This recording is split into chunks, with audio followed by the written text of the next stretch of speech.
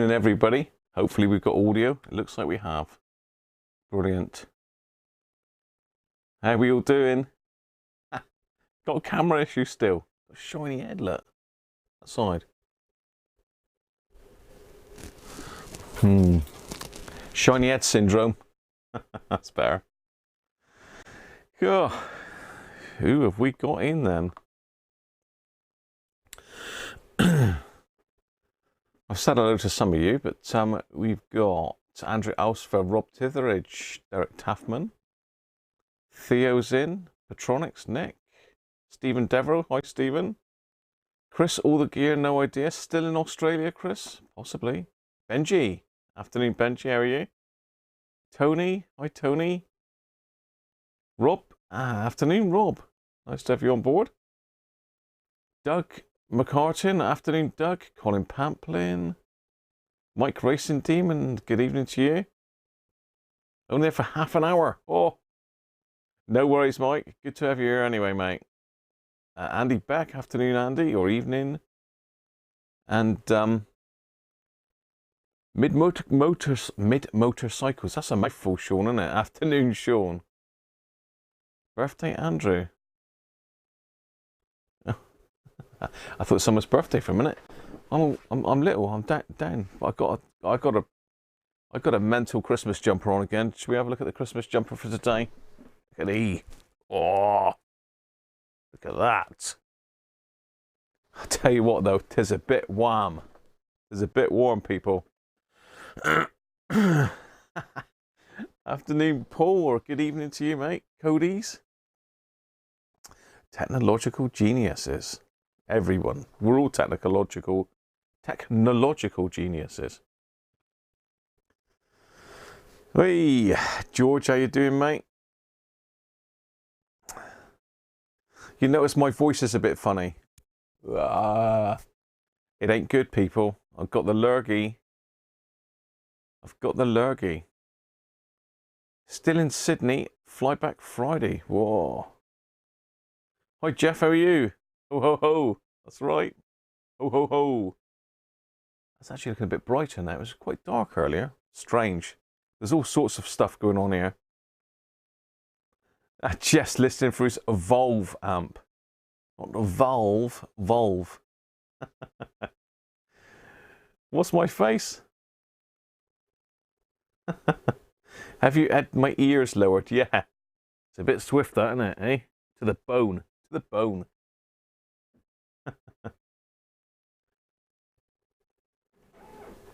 Yeah, that actually is a good idea, Doug. Good idea, that. Bit of gargle with a bit of that, Doug, and I'll be well away, won't I?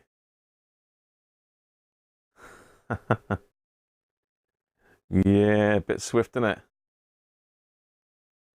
Voice funny, face funny. Cheers, Chris. Thank you very much. Too cold for hedge trimming the head. I know, he went a bit mental. Turkish guy, he is good though, to be fair. He is good. It gets the old cutthroat razor and that does worry me a little bit.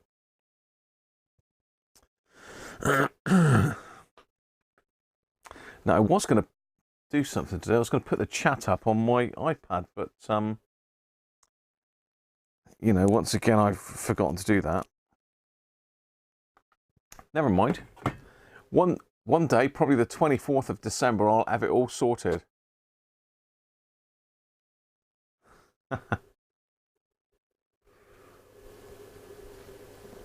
A Sean back and sides. Nose and monobrow waxed and a face pack. I tell you what, there's a guy in the chair before me, and I was a bit worried, to be fair. He had I can't remember what they called it now. Skin. I don't know. Sean, I know. But basically, they actually cutthroat razor is from sort of about here right the way down, so he's bowled on the back. I can't remember what they call it now. Yeah, they certainly do all sorts of stuff, George, as you probably know. I've moved the webcam today because the main cam's not working, and I think it's my Elgato, whatever you call it, cam link is playing up. This little baby. So that's basically how we get the signal from the camera into the computer. So it'll go into a USB port. So you plug HDMI from your camera in one end, and the other end's your USB 3, and that goes into a standard computer port. But for some reason it's not working. So whether it's this, so I've got another one here which I've got the overhead camera connected to. I don't really want to lose the overhead camera, so I'd rather lose my face than the overhead camera. So we're on the webcam again, which looks not too bad. Hi Victor, Northern Rambler. Skin fade, that's it, Sean. You got it, mate. Obviously it's all the rage because it's up on the board, but I've never seen it before. It was a bit scary though. But his line around the guy's head was absolutely perfect. Brilliant. Lovely to watch him doing it. Never seen that before. But yeah, they do a skin fade with a razor, I think, and a skin fade with just the clippers. So yeah, the skin fade with the full-on razor. You had your annual haircut last week. You won't recognise me. Just done your split ends, Chris, did he? Oh dear. I've got a question for Benji as well. Benji, get your ears open, boy. Get your ears open. I've got a question in for one of my subscribers for Benji. Well, it wasn't originally for Benji, but I've given it to Benji. I believe it was Jeff as well. Jeff, was it you that had the question about the Wera and the microphone?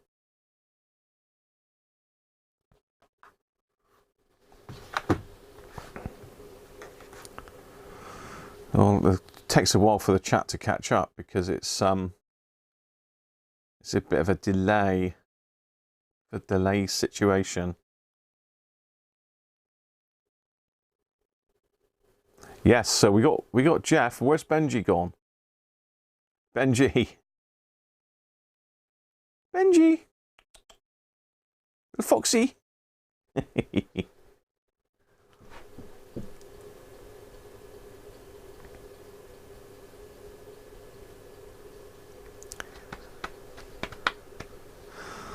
No, I don't know if Benji might have gone off to do some soup or something.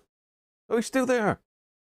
Benji, Jeff's got a question for you about a microphone compatibility with a Wera. You're like the authority on those, so I thought I'd get you to answer that one. Do you want to stick what your question was in the chat, Jeff? And see if Benji can help you out?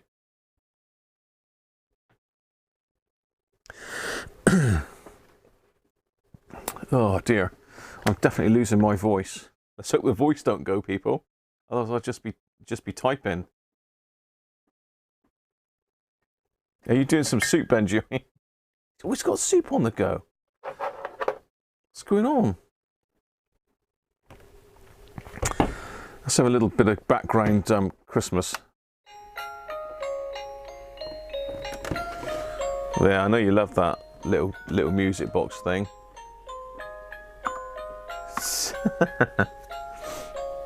Because we've got some Hog's Back Advent Ale to open, look.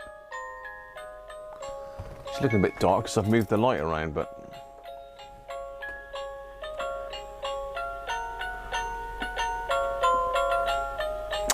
A rich ruby festive cracker, look.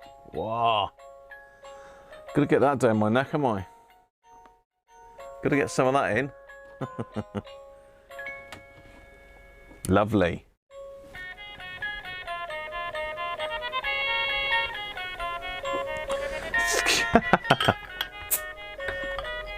Oh, Christ. God, that was close. I nearly spilt the lot then.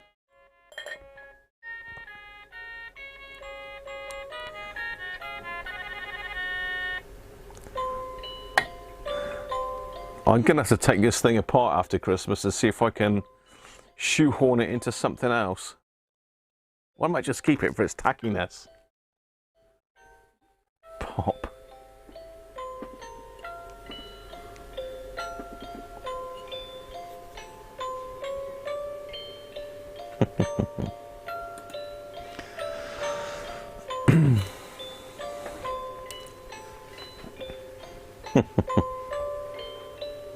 We were like a hog. Cheers everybody anyway.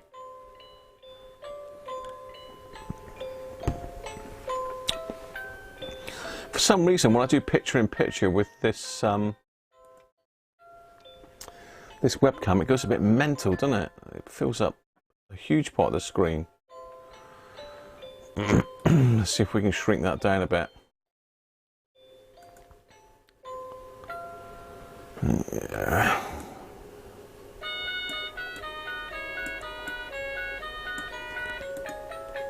A little bit, not a lot.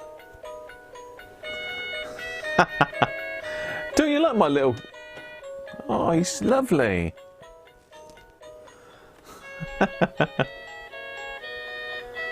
Can you, Derek?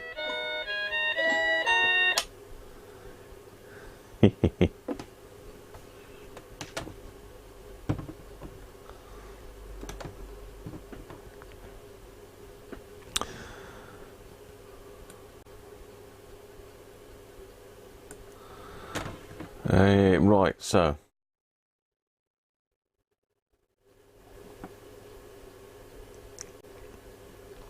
Benji's saying nearly all low impedance unbalanced microphones are suitable. Yeah, definitely need one of those Christmas tree kits then that plays tunes, Derek, because I think everybody would really like that.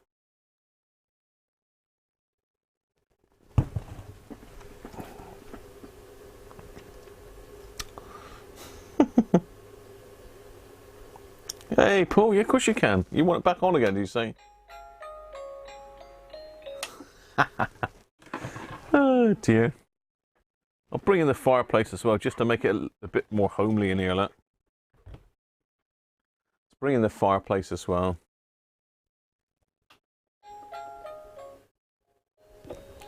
There, how's that? Happy with that? And Mrs. Cruncher got me some lights as well, look.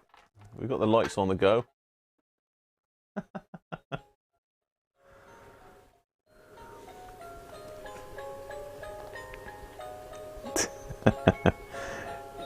It's lovely, Theo, isn't it?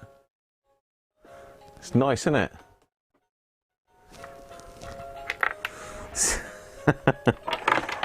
You've got to have all the tacky stuff at Christmas, haven't you? You wouldn't be right, else. That was a bargain from one of the shops because it wasn't working. Just needed the LEDs resoldering, and away we went. Have we had enough of that one now?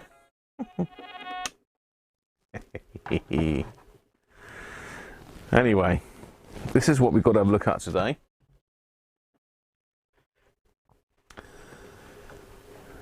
Still don't know why I've got a real wide screen on that webcam. I wasn't doing that yesterday, so it seems to do something new every day, this.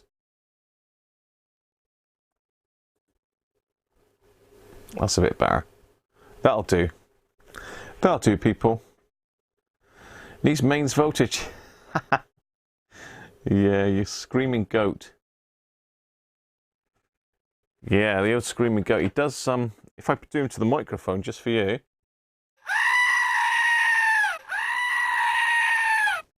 There you go. Courtesy of Mr. Cody's. So if there's any issues with that, Paul's the man. Speak to Paul.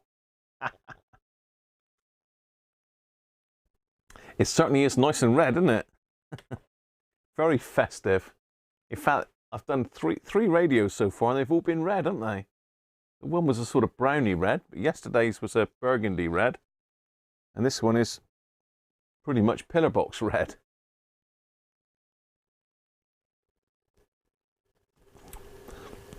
Hi Dave, how are you? And welcome. And you're sort of on time for it, pretty good. This is a mini Herald though, George, it's a baby. Res again. What's... oh, red again, yes, Sean. 3 days on the trot. I know you like red, that's why. Anyway, what do we know about the Hacker Mini Herald then? Does it play Fisher Price? I don't think so.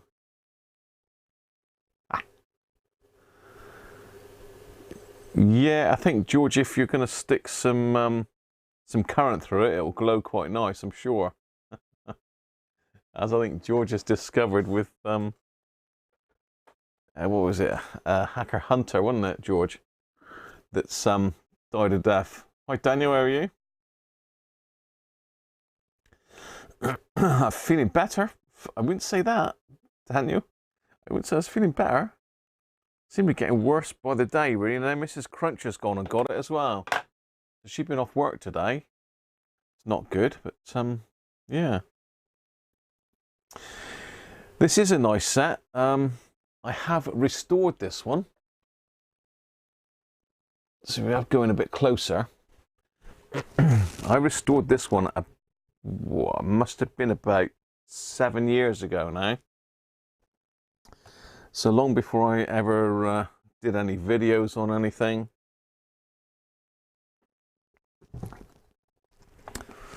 But it did have the works from memory at the time.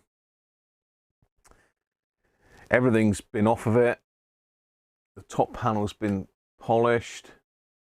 It's got new brights in it because these are always missing. And I'll show you what I've put in this in a minute. So say the grill I've polished. It could probably do with new back cloth in behind that. I don't really know whether this was black originally, but certainly it's bleached right out. I don't know if you can probably see that, but yeah, it's just like a beigey coloured now. I don't know whether it was brown originally or black. I'm really not sure. So top panel's good. I don't think I touched that one up because that was before I had paint and that to touch these things up.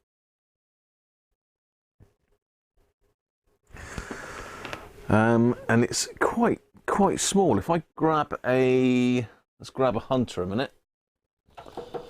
Everybody seems to know what Hunter looks like size-wise.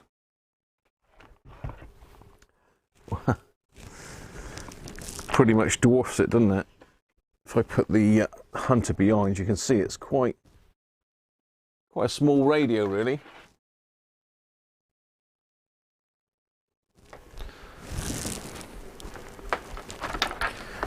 They do still fetch fairly good money, these little ones, and they are built very well, but 99% of them, well, not 99, say 70% of them ain't going to work.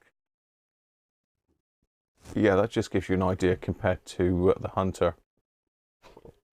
Pardon me.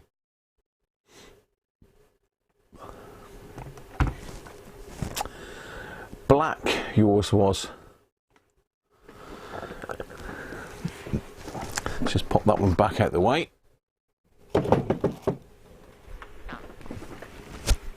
Right, okay. So I haven't got one of these. I've got 4. So that's one variation. I've only got where are they? I've got that one, which I think is possibly the one that Andrew's referring to. This one's unrestored, so it's two-tone. It's got black and beige. It's like a grey colour, I suppose. Handle's still on it, but it's a little bit ropey. Handles do suffer on these. They're not the best. They crack. They sort of stay in one piece, but that one's just hanging in there. Again, this one's got the sort of beigey back cloth in it. Hacker badge. But there's also, I don't know if these work or not. So that's an RP17 again. RP17 being the key, because there's I've got another RP17, same again, but someone's put Sovereign 2 knobs on that one. And the other one I've got is a blue one. The handle's missing.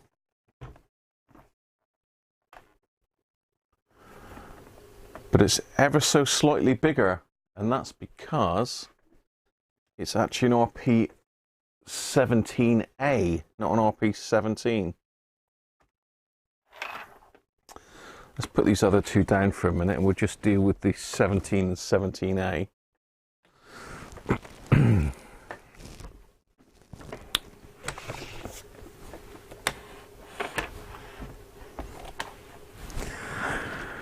Again, Hacker did two different manuals for these.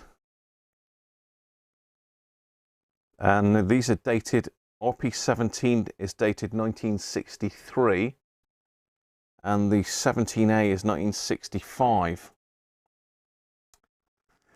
There isn't, I don't think electronically there's much difference in there, but we'll have a look at that in a minute. And what I did discover when I was flicking through these earlier is that I've actually got a little amendment there. The camera's blowing that out, isn't it? I need to stick that under the overhead camera, really. It's basically tells you about the quiescent current and drive cord slip. So that's dated October 1963. I will stick it under the overhead camera just in case anyone wants to capture the frame later and add it to their Hacker collection. Let's have a look at the overhead camera.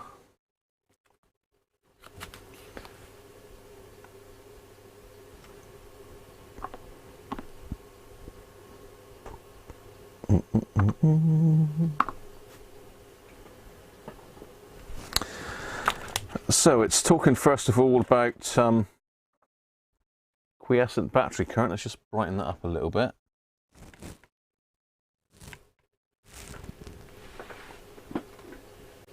Too much? Oh dear. Camera was pretty bright yesterday, wasn't it, at one stage? So if I am blowing out the screen, let me know. Just focus that.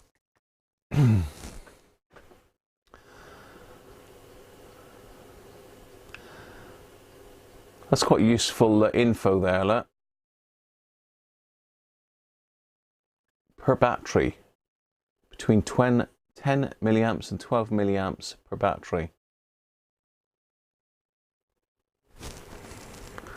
And the second bit deals with drive cord slip, and I have had this happening with one of these.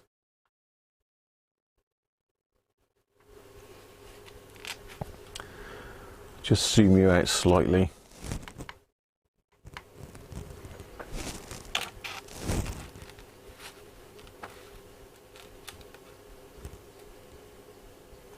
Right, I'll stop moving it now. Maybe I won't. Stick it back down in the corner and I'll load it in place. There you go. So it's just really a little tip there for adjusting the drive cord.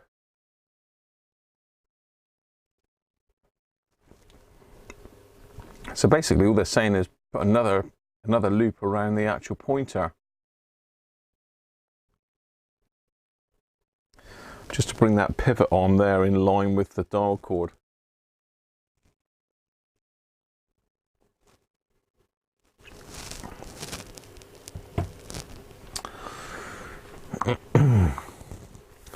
So there you go. Bit of useless information for you, but anybody that collects Hackers or repairs them will know that little things like that are quite useful to have.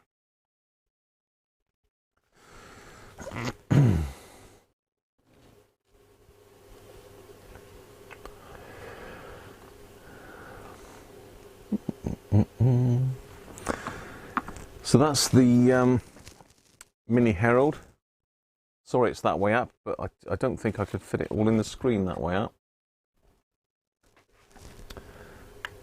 Can I? Maybe. If I put them side by side, you can see the difference.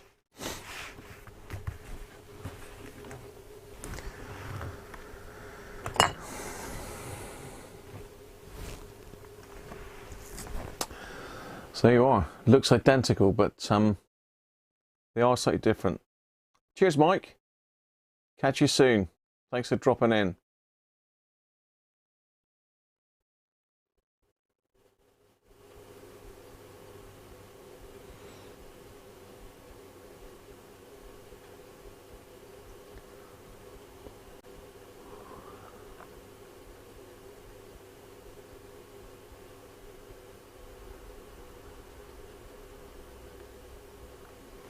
Cheers for helping out with that, Benji, by the way.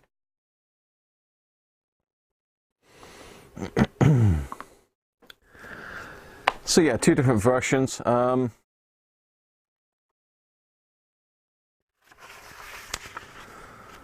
General description.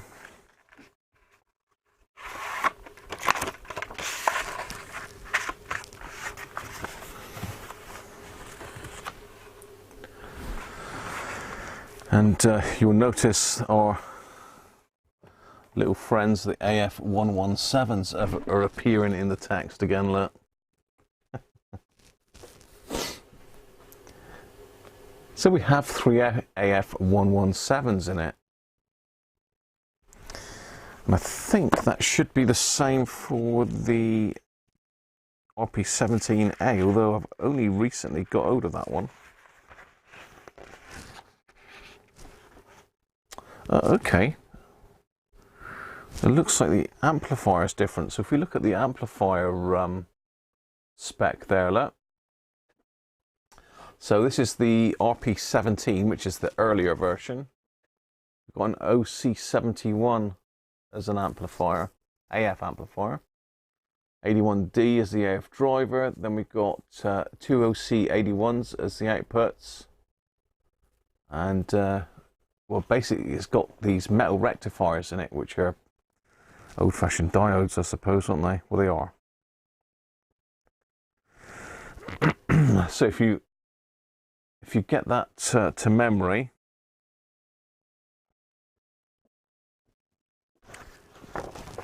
and now have a look at the 17A, totally different. Well, not 100% different, but can you see that on the pot? No, I can't get it all in the same shot. But there's an OC81D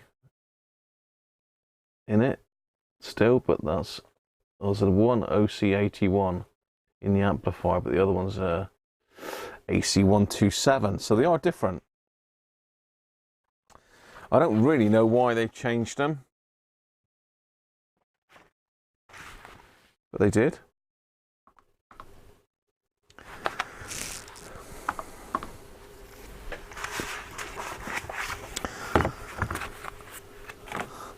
The main reason is inside. So if we look around the back of them both, still pretty much the same. Aluminium grille on both. Is that one goldy coloured? Probably not. I mean, the brights on the top, the red ones had gold brights, the blue one's got silver. And this one, I've actually got a couple batteries in this. So this uses these, which is a PP7. And if I put a PP9 beside it, you'll see the size difference. It's quite a lot bigger. It's probably about 40% bigger, I would think, than a PP7, the PP9. So I've got two of my little battery packs in this one, which are just basically a model of the PP7 that takes, PP9 that takes AAA batteries. AAA batteries? PP3 batteries even. Excuse me. The old voice is going. So that's the battery that's fitted in this one. Now, I think what happened is the PP7 started to get a bit scarce, so they made this version, which, as you can see, is totally rebuilt, and this one takes, I'm trying to think which way round they go now.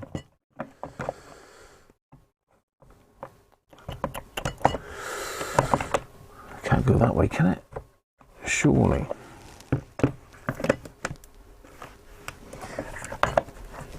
Yeah, these modern batteries don't fit very well in these older radios. I've got an old one somewhere here. It's right up there.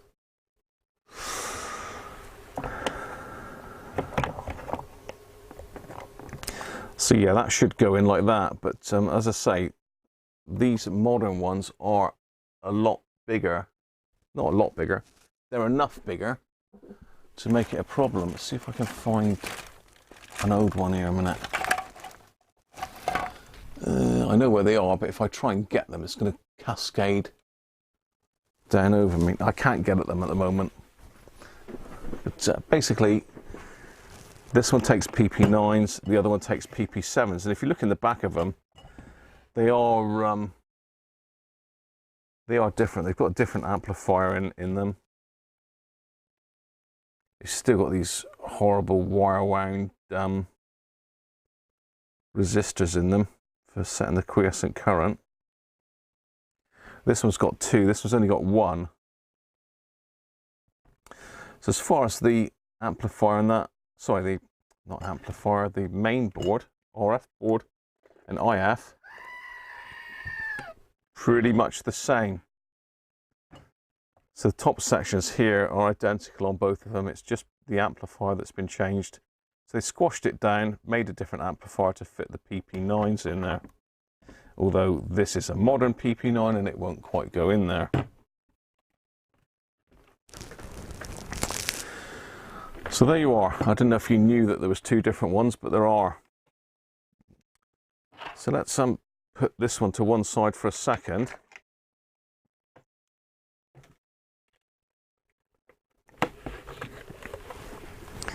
We'll have a look at the one that I've done. Let's get you in the back of that on the overhead camera. That's probably better, isn't it?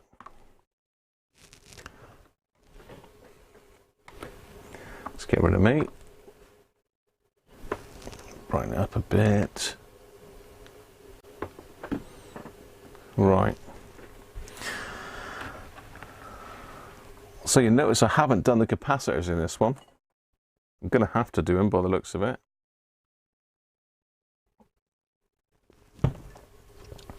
Because it looks to me like that one is definitely starting to get a bit crusty on top. I think from memory I did pull all these and test them.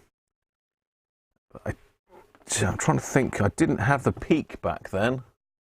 So they would have been tested using this one, which was my old capacitor tester. Didn't check ESR, it's purely capacitance, so it would have been checked on that, not the peak. Just focus that. So what I've done mainly is replace the transistors in it. You can just about see one lurking there. I'll just angle it a little bit. See him lurking in underneath there? That's one. There's one back here. And the other one sits in underneath that shield. So I've done those, I believe. What are they? Yeah, the AF127s, those. So I put AF127s in this particular one. So back then, that's before we knew that the Russian transistors would work in them. People were trying different transistors in stuff, and the AF127 is pretty much identical electrically to the AF117, so that's what I replaced them with.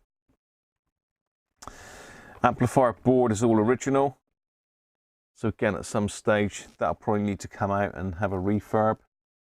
It looks like I've tidied up some of the wiring. But yeah, there we are. The inside. We'll have a look at the other ones in a minute, see if any of those are actually working, because as we know, the AF117s are not brilliant.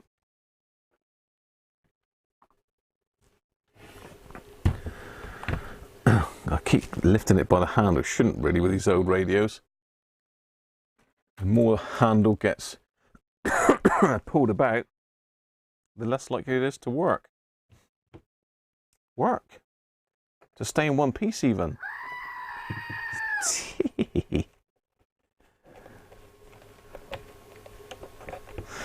Okay, let's try it then.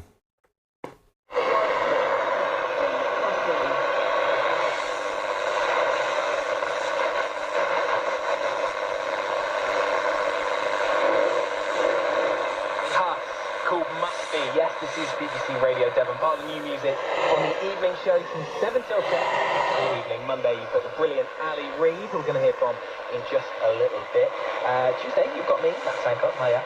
And then Wednesday, through to the weekend, you've got the brilliant Sarah Gosling. Now, they do sound pretty good, considering there's no tone controls on them.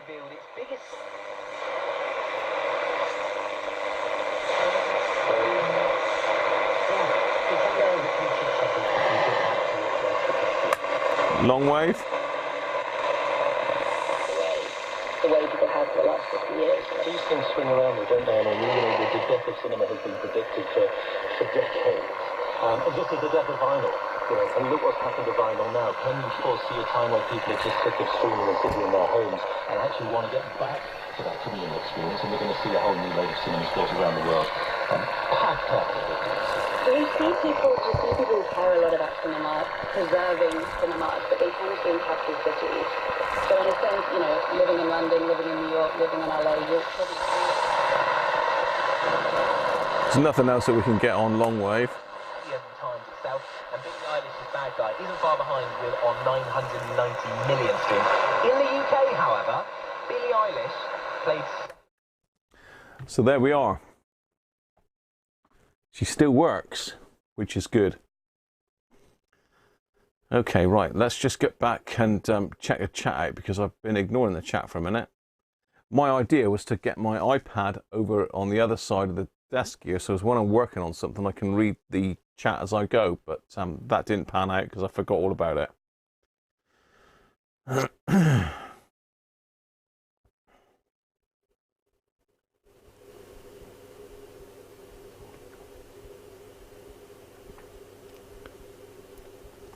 I don't know, about 40 years being an antique, is it?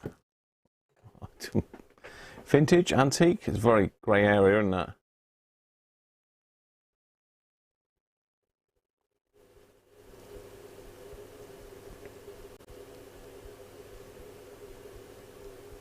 Hi Brett, all right?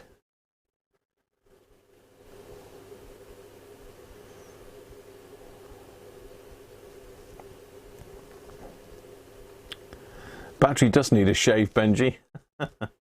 He needs putting in a vice and tightening up.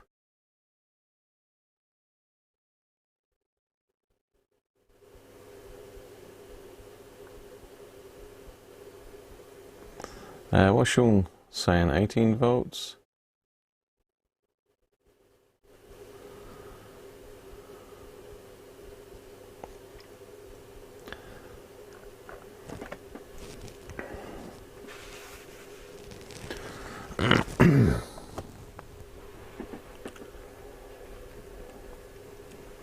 It's a lovely radio, isn't it? I mean, these are starting to tarnish again a little bit. They're going a little bit yellow again. I think I spun these up in the electric drill and sanded them back to their original white colour, but they've just gone yellow again with age. I think these old plastics had some chemical in them, didn't they, that reacted to light.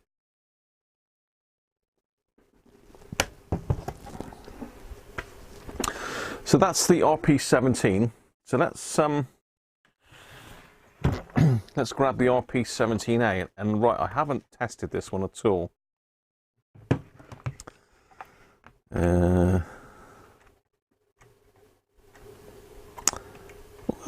I wonder, because there's only one battery tag in this, so I'm wondering whether this this is a 9-volt radio, which could be why they changed the amplifier, maybe. Let's have a look. Interesting. No. 2 PP9 batteries.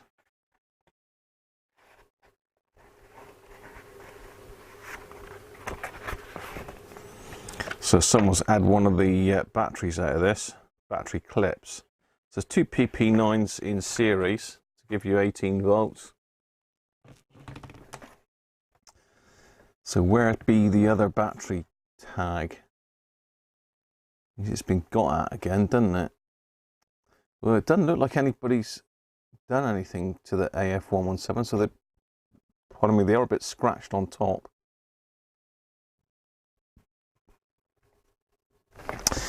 Let's get some power in the thing and see if it works then, shall we? What are we on? 9 volts.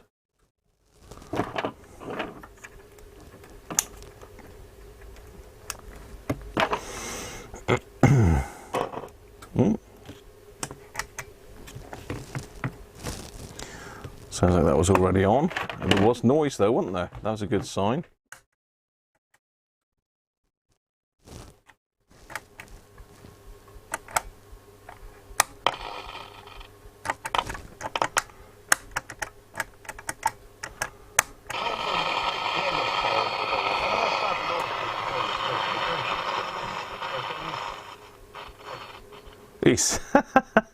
He's trying. He's hanging in there, but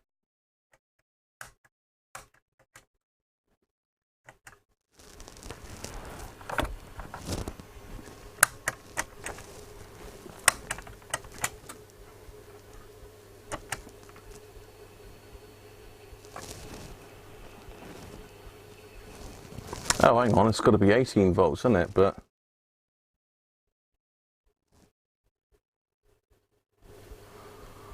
I don't trust this, so I don't know how this has been wired up. It's an 18 volt radio, but I've only got one battery tag.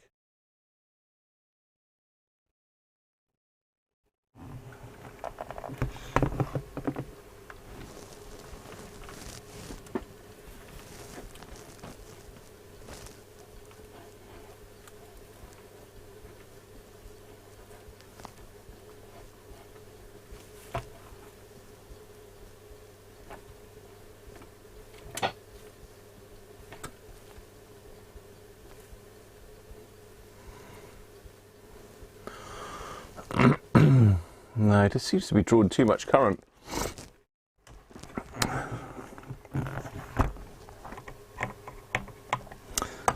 Someone's had a go at this, people. Let's have a quick look at the schematic on this one. Whew, I'm getting warm actually. I should have put a t-shirt on, not a jumper, shouldn't I? God, I had to have a jumper. I had to have a jumper session at some stage.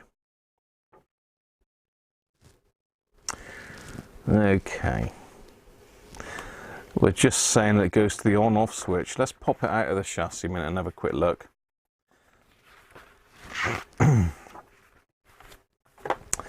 Let's get him out of the chassis.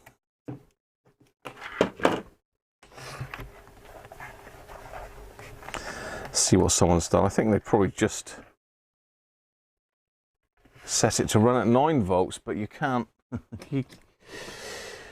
You can't run the amplifier right at 9 volts if it's an 18 volt amp. It still works, but very weak, which is pretty much what it is.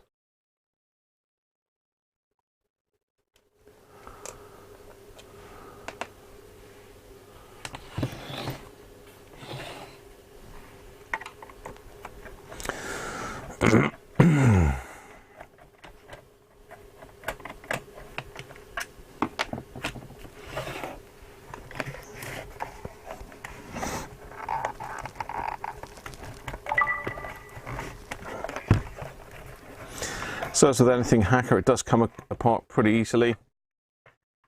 It's just got two little ledges there.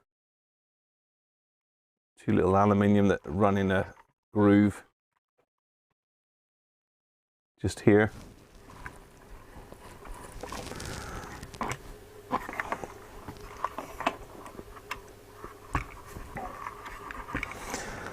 So let's have a look.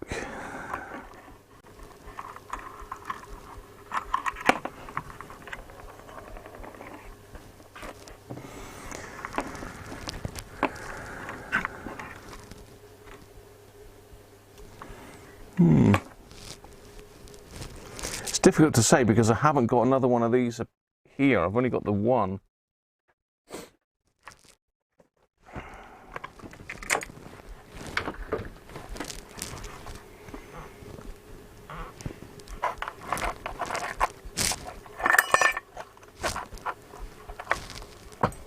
Yeah, so the RP17 is worded totally differently to this.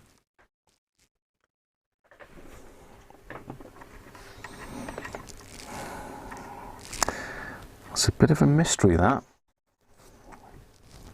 because it's definitely an 18 volt radio. They're not wired in parallel.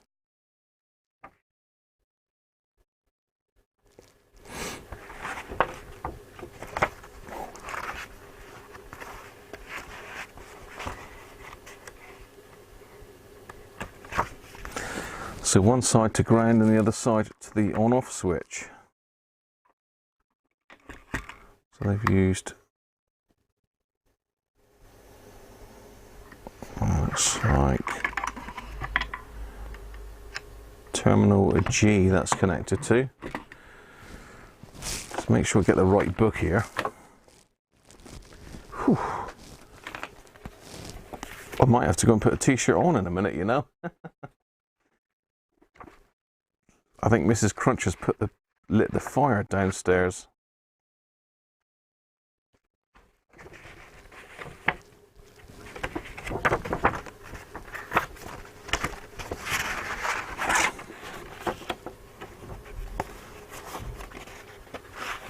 Yeah, I can hear her crashing it now.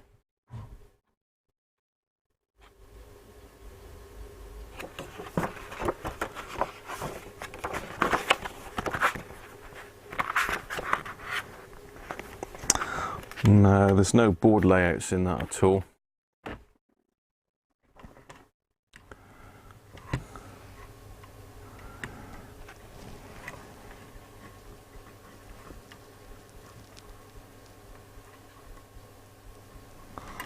Let's just get the meter. I think we should be able to connect that up to 18 volts. Unless anybody's telling me different.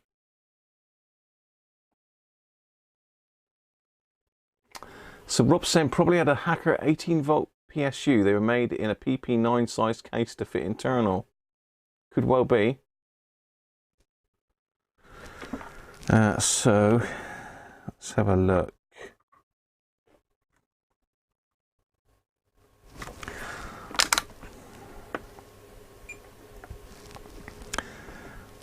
So let's go from there to there.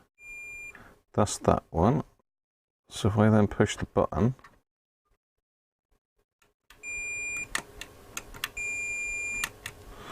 yeah, okay. So we should be able to put 18 volts up it.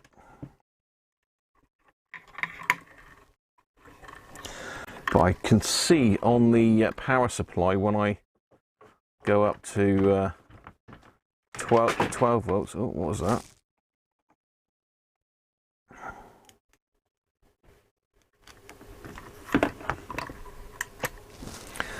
So at 9 volts I'm drawing 20 milliamps. 12 volts I'm drawing 70, which is too much. So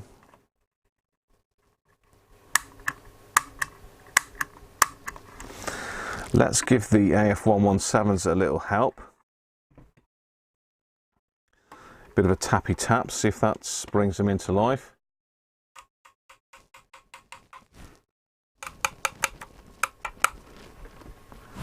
Yeah, that's gone down to 5 milliamps tapping that one.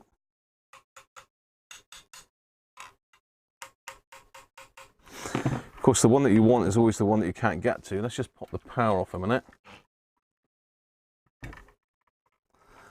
And open up the can where the other one is here. Actually, you can just see it there, but let's pop the can open anyway, so you can see what's inside. Because we all want to see what's inside these things, don't we?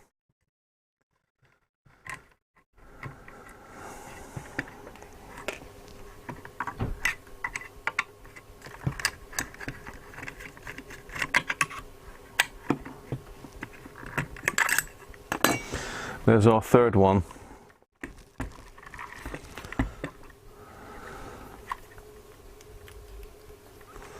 Let's try again then.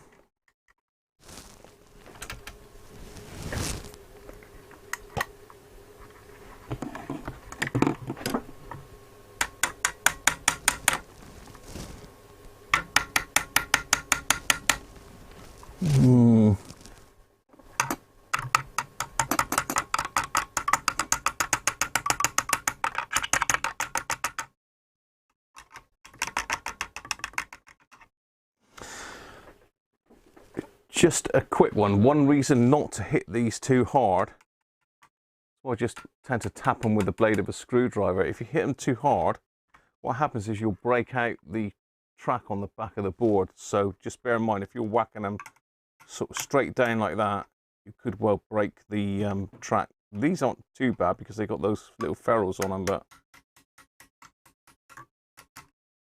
okay, it's just.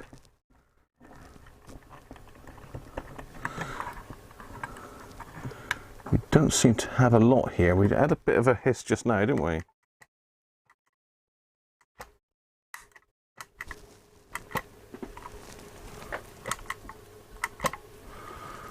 Let's turn the voltage up a bit more. So I've obviously cleared some of the shorts there. Well, now we're 14 volts, we've got 70 milliamps.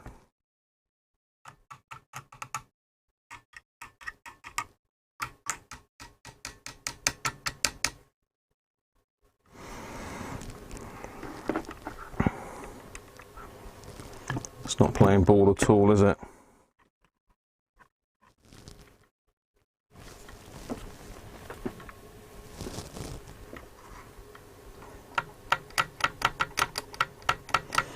I think we've got actual duff transistors here. Let's try the switch bank. It could be a switch bank, couldn't it? Let's do that first before we write it off to just the AF117s. Can I get into these?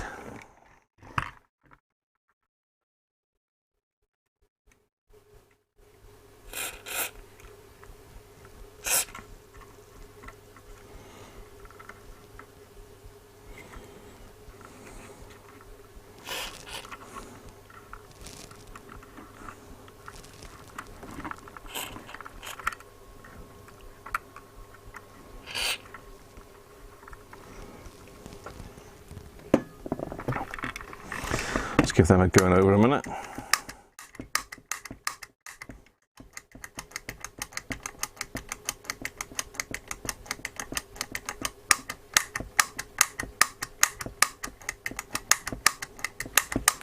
A bit of an exercise for them.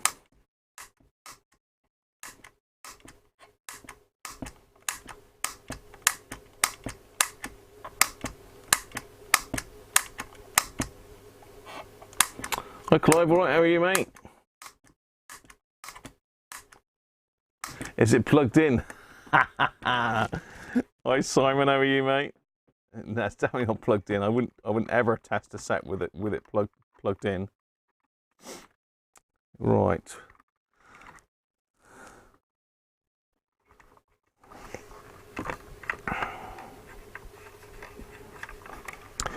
Let's give the volume pot a squirt as well. That could have got a bit of gunge in it.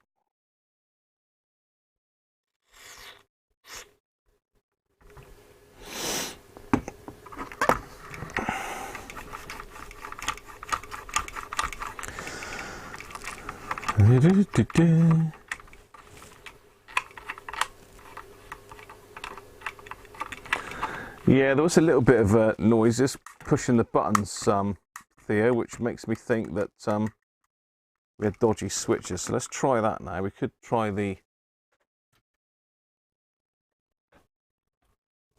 No, still.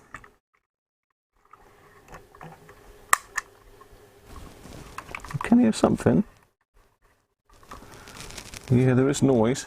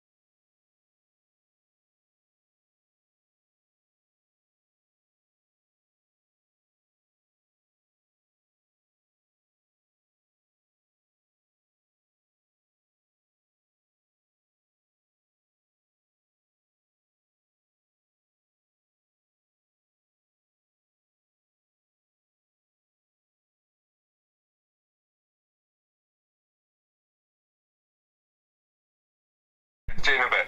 Yeah, cheers, Paul. Our batteries are gone, people. That's what you get for trying to do 3 live streams with the same set of batteries. That's what you get. Right, okay, what did you see? What did you hear? What was the last thing you heard, people? Whew. Yeah. Hey, who's talking about me? Well, it looks like we didn't have any sound for a while. Did you... Right. Yeah, you didn't hear me. Right, okay. So what I basically did, I connected it up. I don't think you heard the signal tracer going, did you? Let's connect it back up again.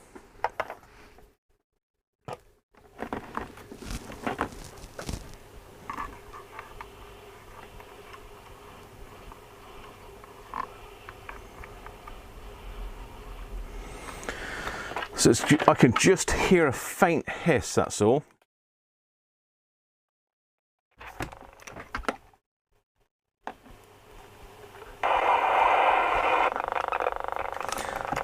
So I bet me probe. So if I go in on the input of the amp,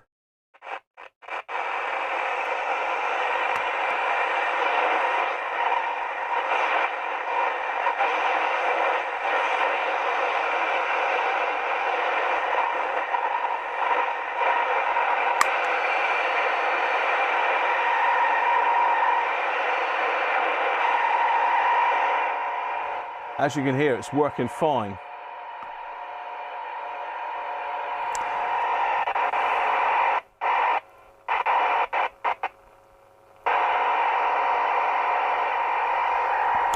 Unfortunately, the lights are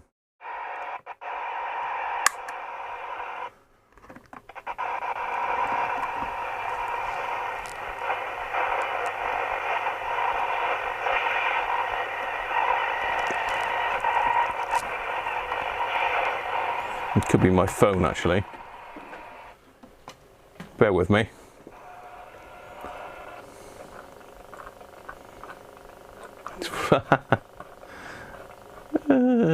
Okay.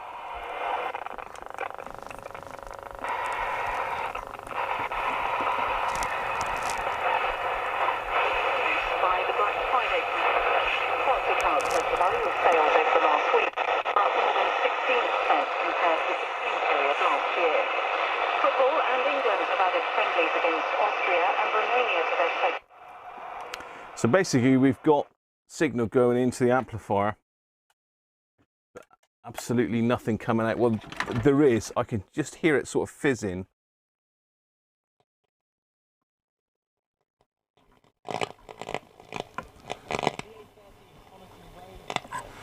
So my next thing I was doing was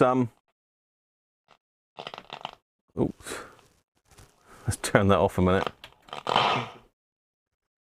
Seems to work better on lower volume. Up voltage. Time due to industrial action taking place. Traffic on the Tamar Bridge, though, that's fine at the moment. We've got around a quarter of an hour wait with 2 ferries running between Devonport and Tor Point.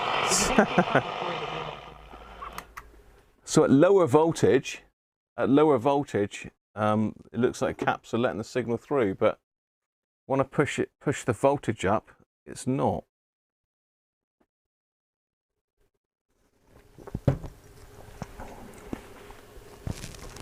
Which is a bit strange. I hope nobody's done anything crazy to this radio, like modified it somehow for a 9-volt output stage.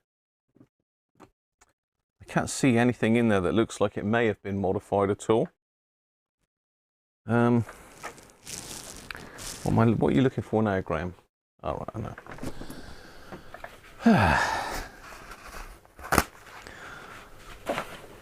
So, what I was asking just now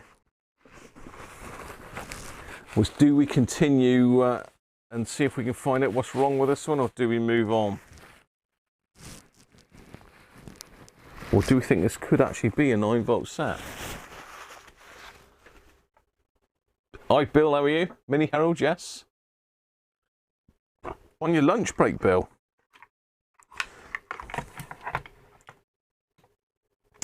Hacker Mini Herald, Bill. This is the later one, the RP17A, that takes the PP9 batteries. Although for some reason we've only got a single battery tab, not two. So someone's been in and modified it.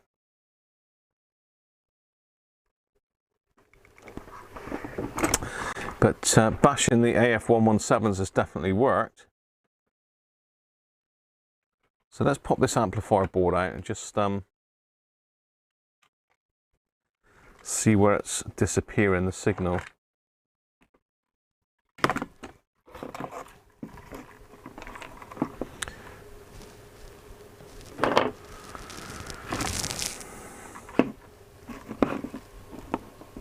Just pull those back on there a minute. So if I lower the voltage, then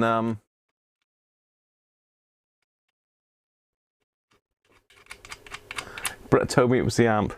If I lower the voltage, lo and behold, it works. I don't think I can just swap another amp board into this one because of the fact that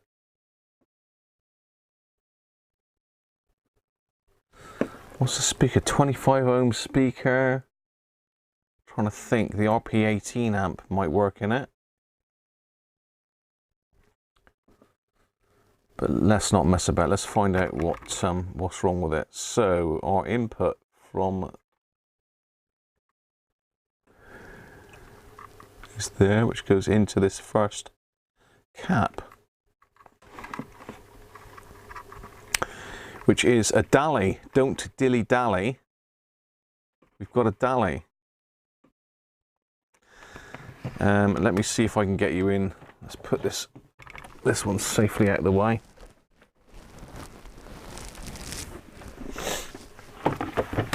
Let's make a bit of room here. I would like to get this one up and running. It needs a new handle. It's a shame that handle's broken on this one, but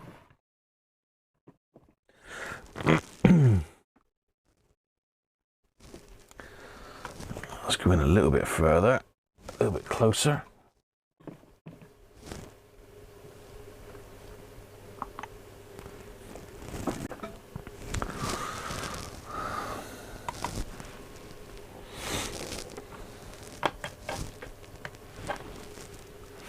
Okay, it's the amp board.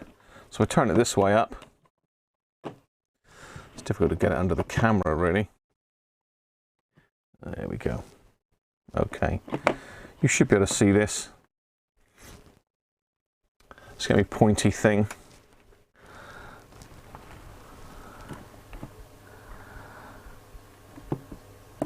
So our input is pin 2 here. I think it's 2, is it? Socket 1, pin 2, yeah. So that's our input there. If we pop the board over, so that's our input straight into one of these capacitors. So if we power it up again and get a signal tracer, see which capacitor it is pulling it down, if it'll tell us that. Should do, shouldn't it?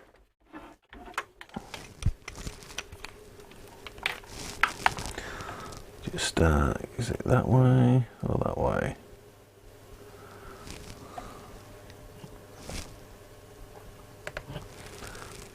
This goes from one extreme to the other with the light, doesn't it, really? Let's put its own light on, see what that does. That's better. So you should be able to see the traces on the board there. That's better.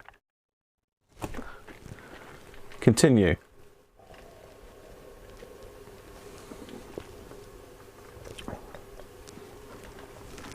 Now it's working at lower voltages, so it looks like I would say one of the capacitors is failing at higher voltage, Brett.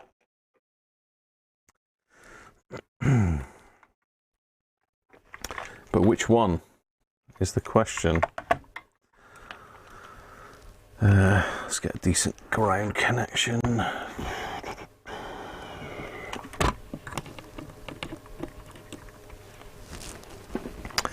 Let's connect it back up then.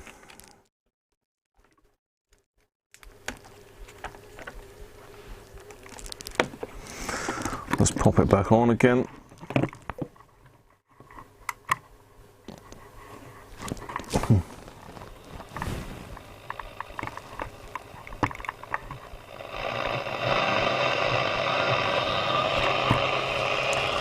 So 9 volts.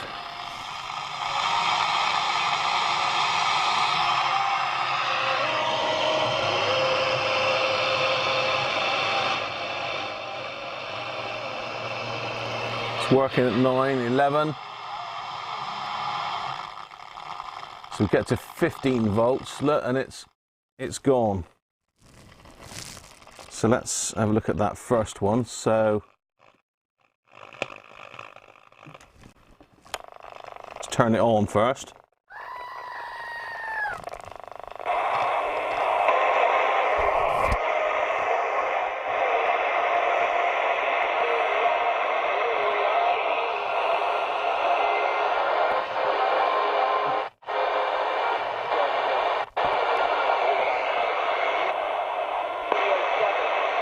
It's still there. Where does it go after that? Across this resistor. Still there. To that cap.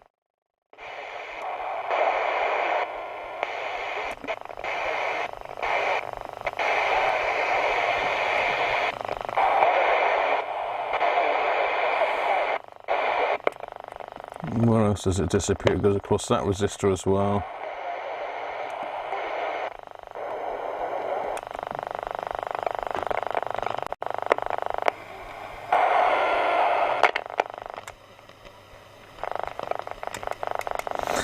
The other thing that's worth checking, and we'll do that in a minute while it's on, is we might have tin whiskers on the output transistors. So let's just turn the power off a minute and just unscrew those from the heatsink. That'll tell us pretty much if we've got shorts. I haven't found it. I mean, it's likely to be a combination of all the capacitors, to be fair, because they are pretty rubbishy. Let's just pull those off. So all I've done is just taken those two output transistors. Let's move that out of the way, and just pulled the heat sinks away from the main heat sink here, which is grounded. Let's try that again.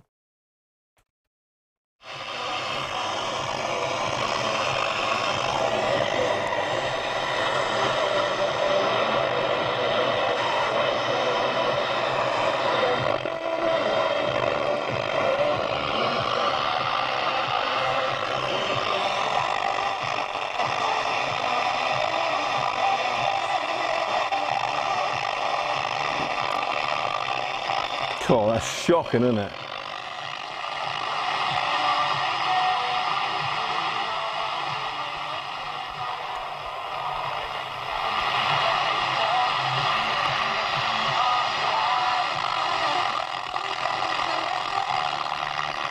Oh.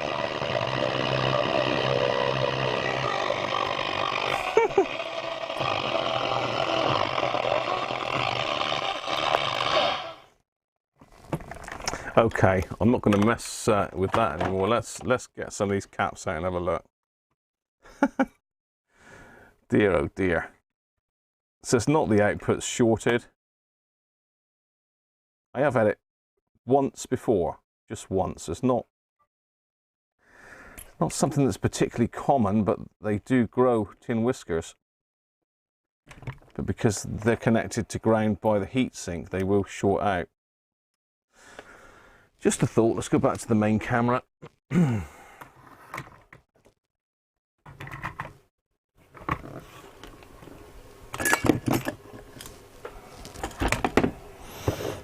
I might have to go and get another t-shirt on in a minute because I am absolutely sweltering here. The boy's melting. He's melting.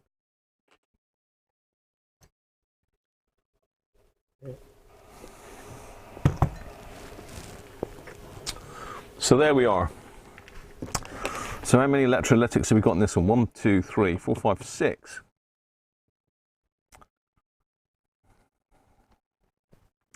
And they're all Dallies. So let's just heat the desoldering tool up a minute. Heathkit time.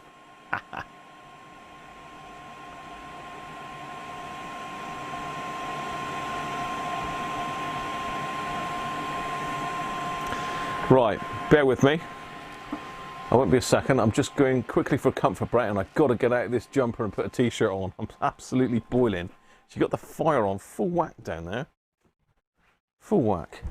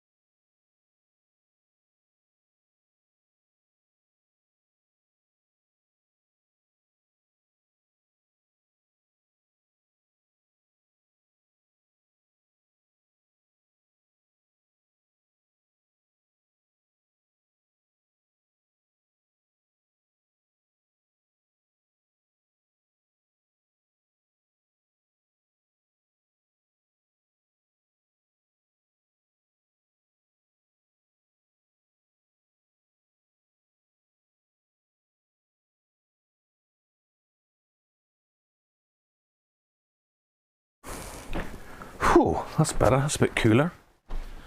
Cool. I was literally about to melt then. Literally about to melt. Right, my desoldering tool is now up to temperature, which is good. So, how are we doing? Let's check the Chris is off, is he? Cheers, Chris. Catch you later, mate. Thanks for joining us today.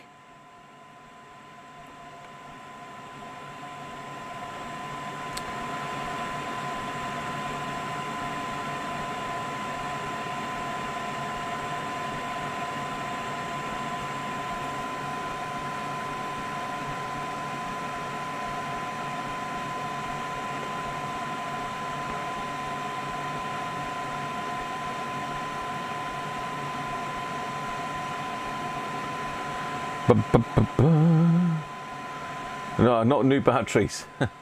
Well, a bit cooler now. I got a much less loud top on now. Hi Linton, how are you? Cheers for joining us, mate. Right, let's get in and have a look at this amplifier capacitors then. Let's move it back a bit so we're in shot.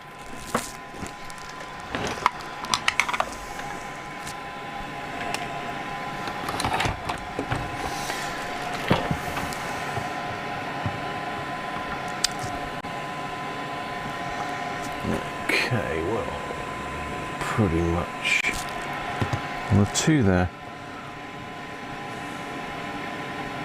So we got 250 microfarads. There's all weird and wonderful sizes here. 50 microfarads, 250, 100.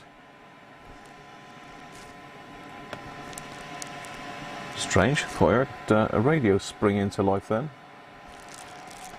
Ah, it's my signal tracer still on.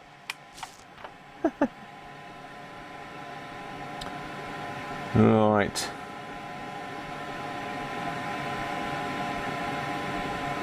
Let's get this one out first then.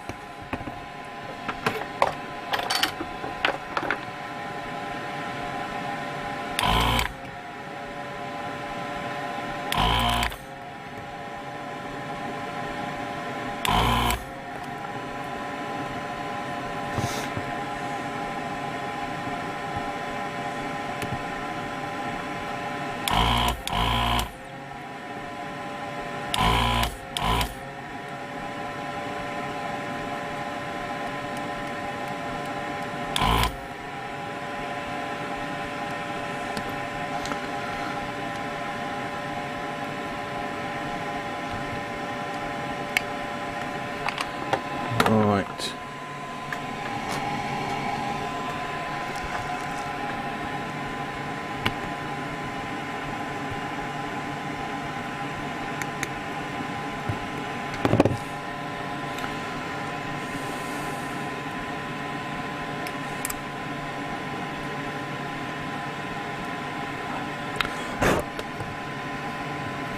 Just make sure I get that the right way round, so negative is there.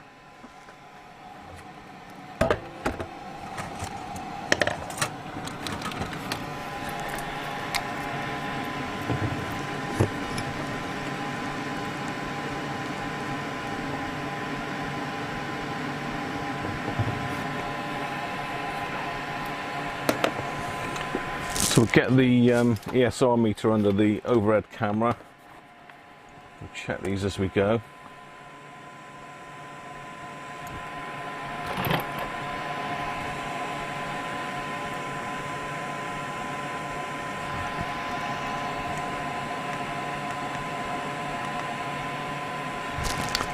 Let's have a look. Now we should go that way.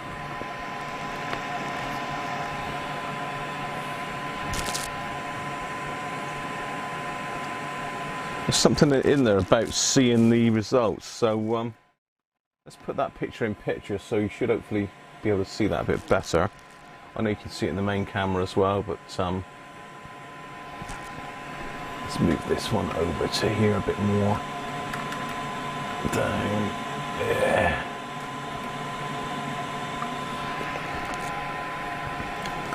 So let's connect this one up then.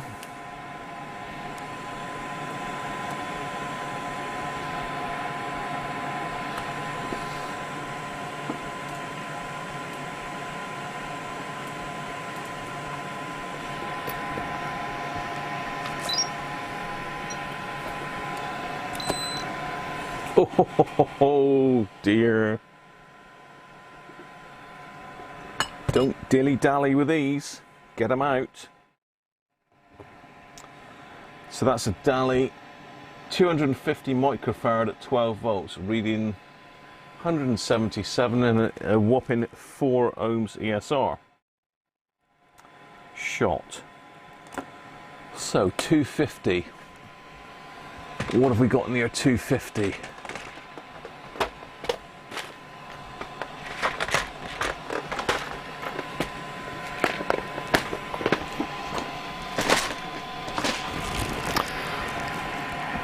What's he? He's only 12 volts, so I can't put him on the cap tester. Okay, I could test it at 5 volts, but what the hell? Let's see if I can find a replacement. Just trying to get my...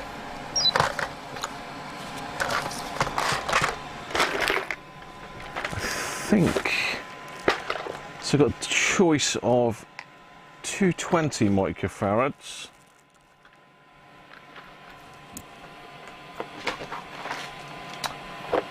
Or 330.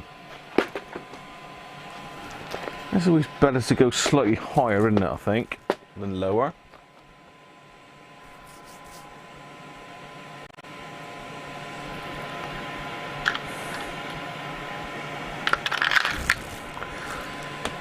.330. I tested at 300 volts. I don't. Have I got a 270? That's an awkward size, that. George? I may have, though.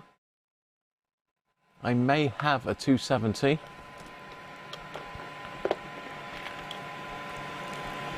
I've got 270.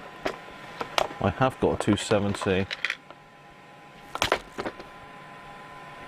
Just for you, George, we'll pop a 270 in there. We'll keep another one out because we got two of those, I think.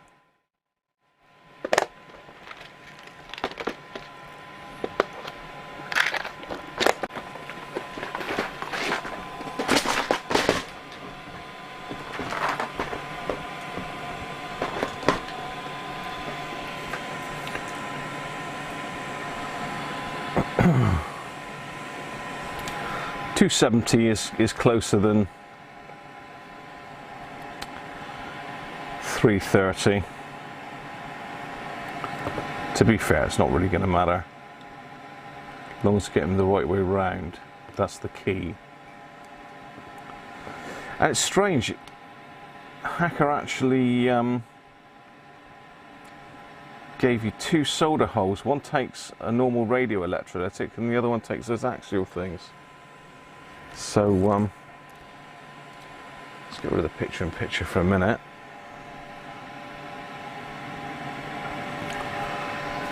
Actually, I could solder it up underneath the overhead camera, couldn't I? That'd probably be better. You'll be able to see a bit better then. So we've got a lot of old solder here, so we're going to put a little bit of flux on there first.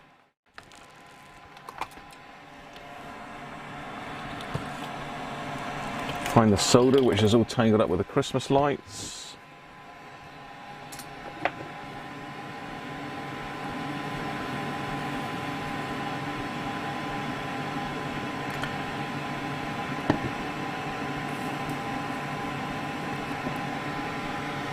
There we are.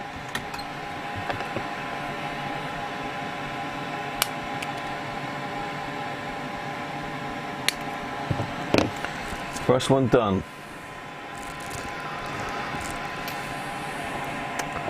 So by rights you should now plug it all back in and test it with that new cap, but we ain't got time to do that, so we're going to move on.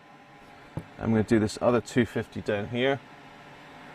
Let's switch back to the main camera and we'll get that desoldered.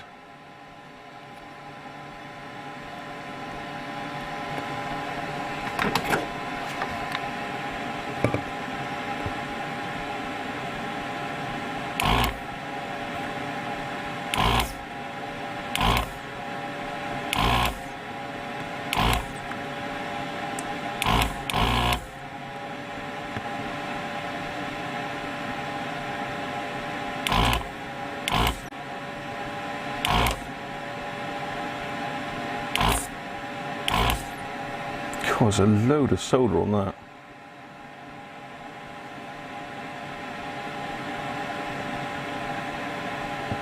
Am I actually desoldering the wrong one? Yes, I think I am.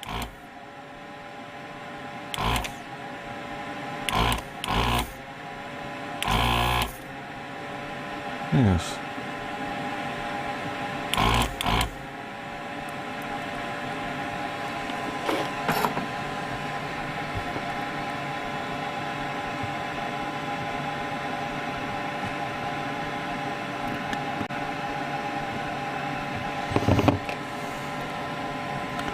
So our negative is down there now.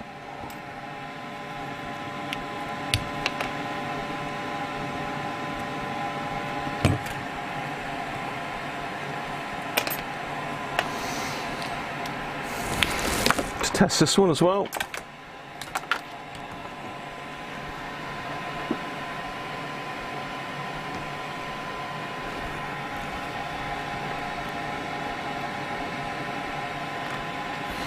Same 250 microfarads.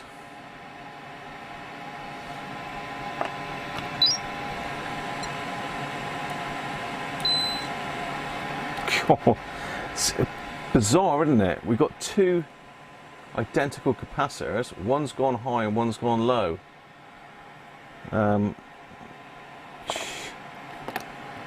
Who knows?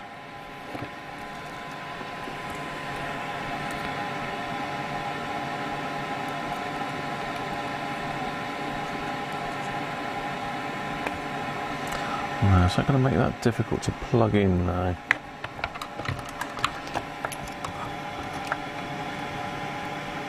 No, shouldn't do.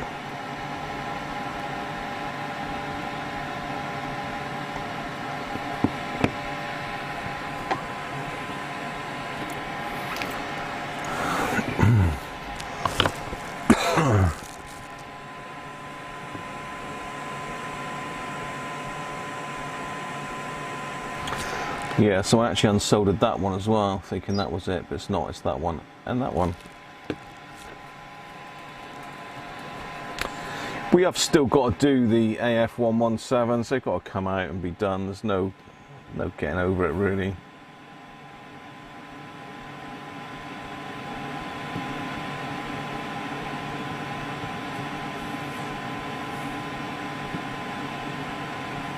Resolder that one. I'll probably end up having to desolder that one again in a minute.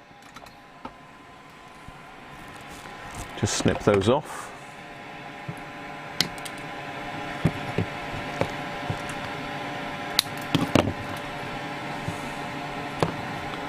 Two done. 4 to go. So what have we got here?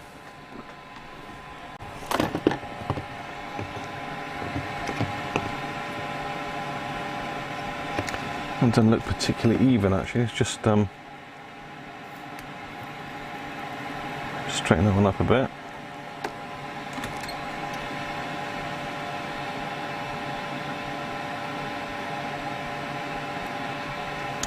So what have we got in the back here? We've got 50 microfarads.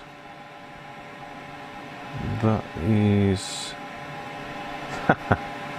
yeah, the one I've just desoldered. Resoldered even. Desoldered, resoldered, what's going on? Poor old goat. He's going to get worn out, isn't he?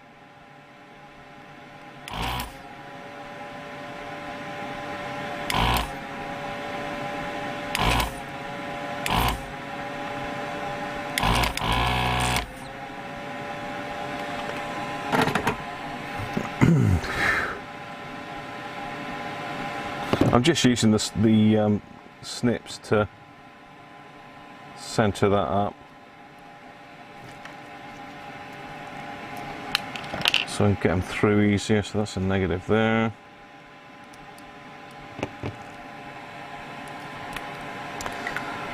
Oh, wrong way. So yeah, you notice on these Dali caps, you've got this red end and you've got just a plain end. So plain end is negative and the lead goes down through the blue sleeve and comes out beside the positive. If we just cut him open, it's basically these are basically axial caps.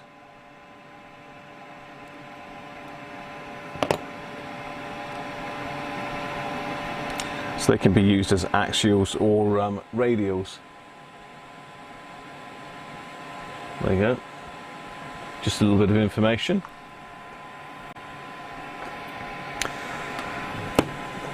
So let's see what the situation is on this. That's me blue roll gone again. Don't know why I put it down because I always use this stuff.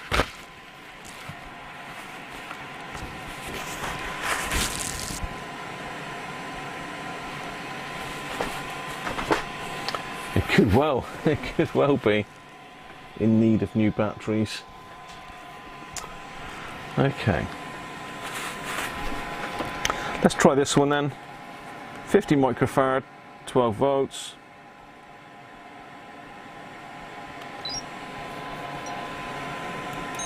Ooh, Ho, ho, ho. There's the boy.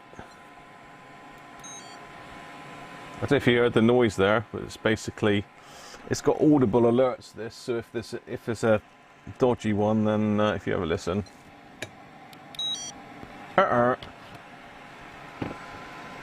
So that was probably, well, so far, the one that was causing the issue. So we need a 47 microfarad for that. I do have some weird sizes. Again, I got 50 somethings, I think. 47's close enough for that. And what did I say that was? 12 volts. Right.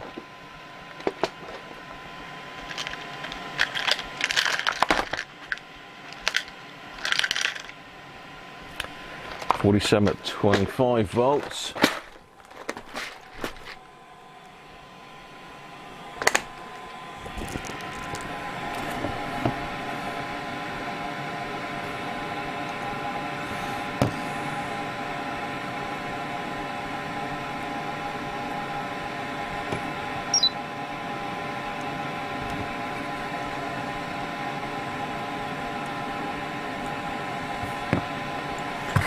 Get that one soldered up.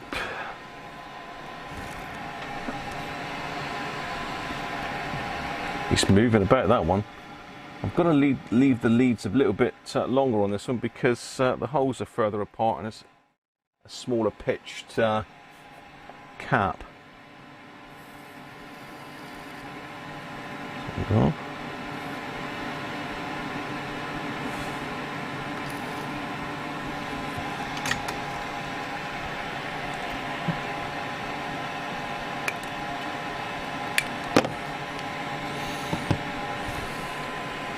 Three done. 3 to go. Let's get the next one out.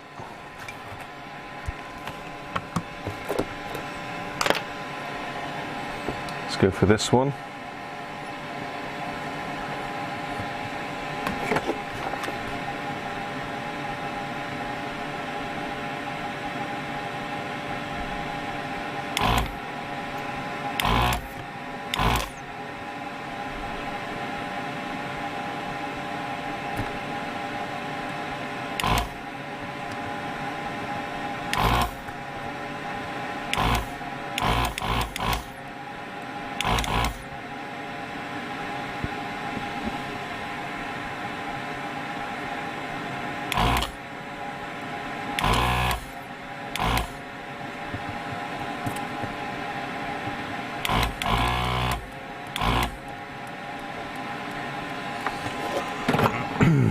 Just prise the legs up again.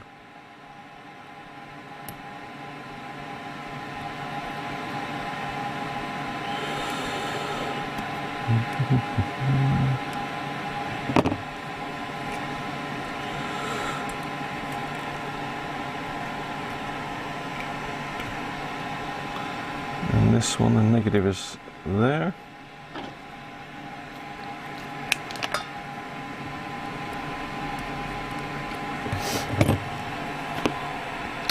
Quite handy marking them like that because unless you take a picture of every single one you take out, you are going to get some wrong. So what's this? This is another 50 microfarad.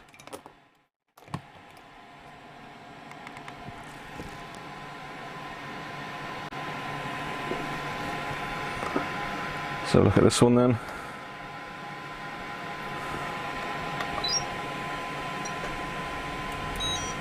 Oh, exactly the same. Nothing. In circuit leaky.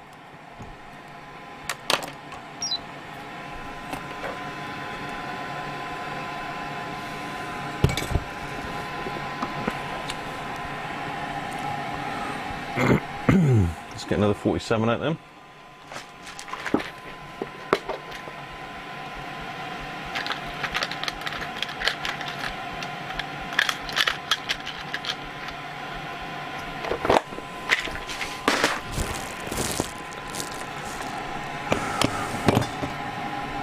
These so-called 1-hour live streams that I was going to do seem to be turning into 2-hour live streams, don't they?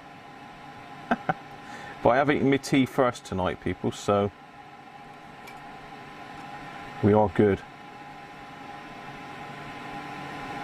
So apologies if you're asking me stuff. I'm not actually looking at the chat at the moment, but if you have got something to say, either hit the $sign and super chat me, then it'll all come up like fairy lights and go mental.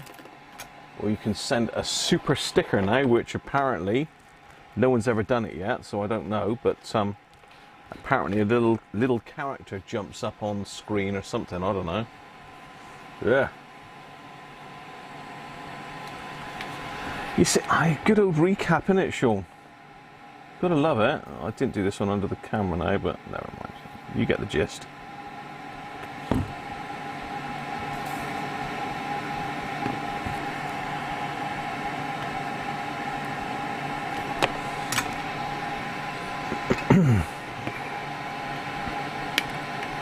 It is therapeutic changing capacitors, I must admit.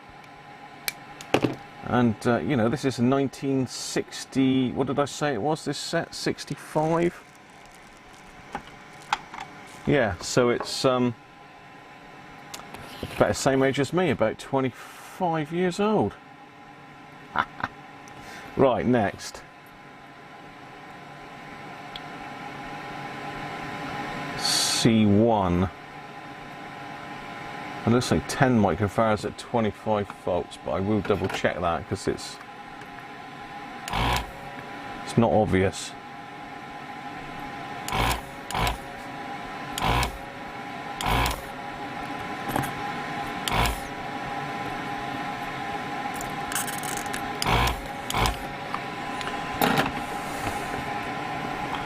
So the negative is there.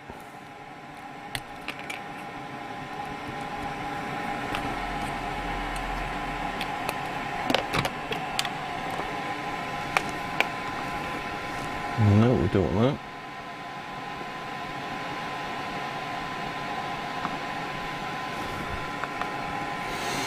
that. So I think this is 10, but it's gone a bit sticky and manky. Yeah, the verdigris on it.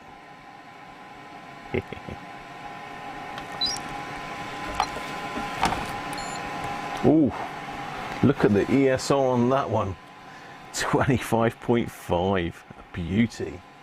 It's reading 25 microfarads. I'm just going to double check the schematic, but I'm pretty sure that is 10. Yeah, C1. Yeah, C1 is 10 microfarad. Way out. Way out.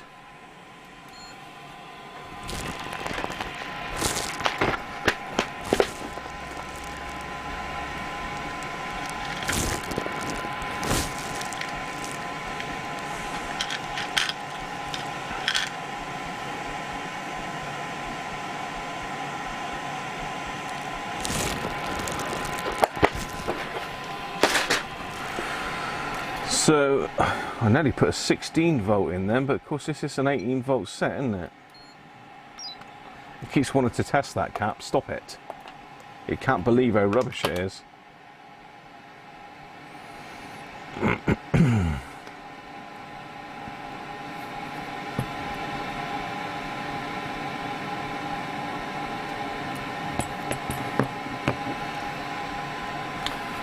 Solder them on up.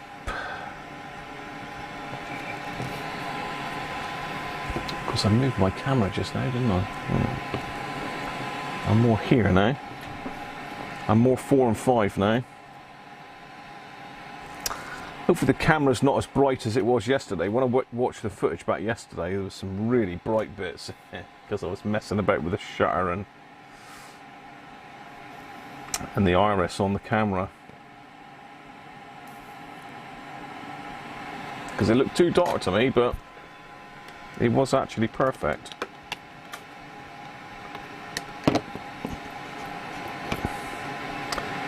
One to go.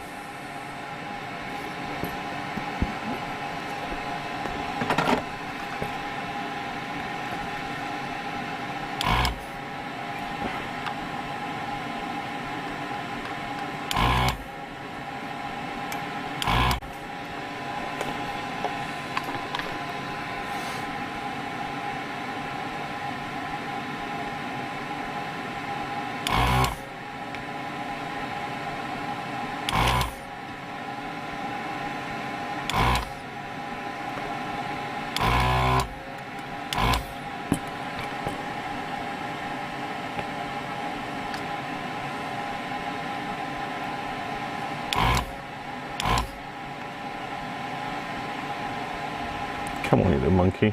There you are.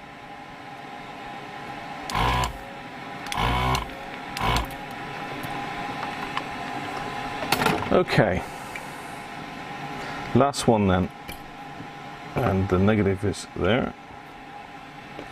And I've just dropped the pen on the floor, so let's just grab that a minute.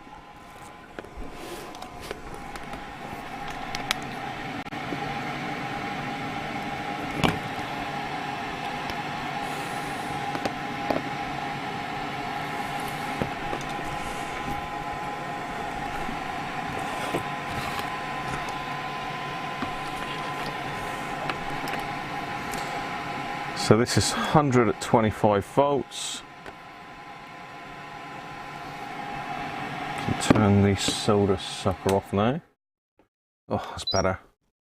Where's you out that thing? Oh, 143. That one's not bad. That's actually the best out of the bunch, I think. Right. Last cap, we're on the home straight.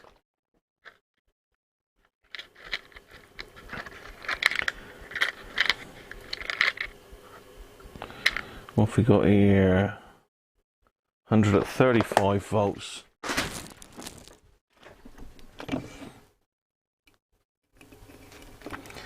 Can't beat a good old recap.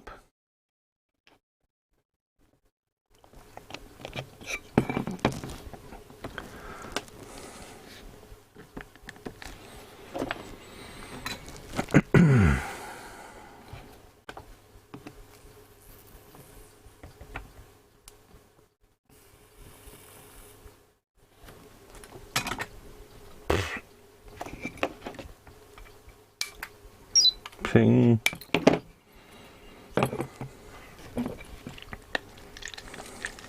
Let's give that a little bit of isopropyl. One thing you'll notice with these boards is when you do isopropyl, the mask comes off, the red comes off, so don't go too mad unless you want it to change colour.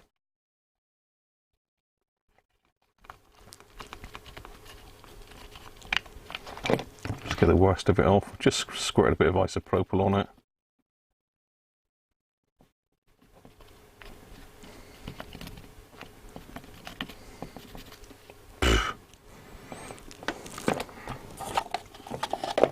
Actually, let's use one of Doug's. These are the business.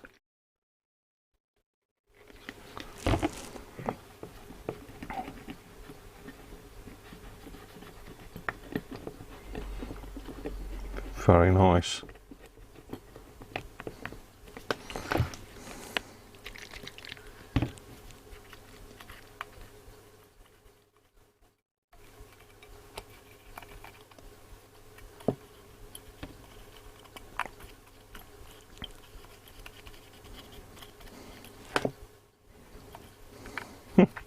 Most of what I'm getting off has nothing to do with what I've just done.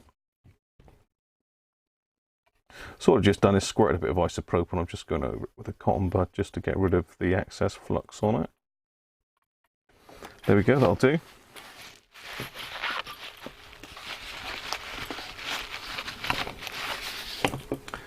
And there's our recapped amp.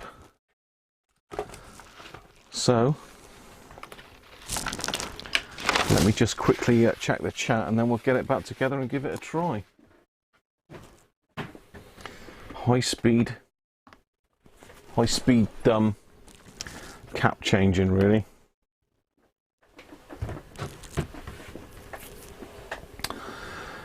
Okay, it's incredible the amp had any output at all, isn't it? It's strange. It as I say, you drop the voltage down. There's the capacitors.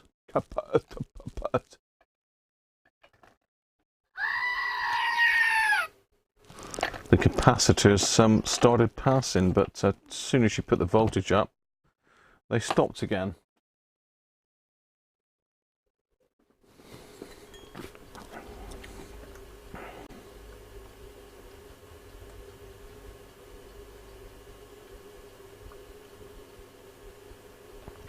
Hi Wenlock, didn't see you pop in there, mate. Good morning to you.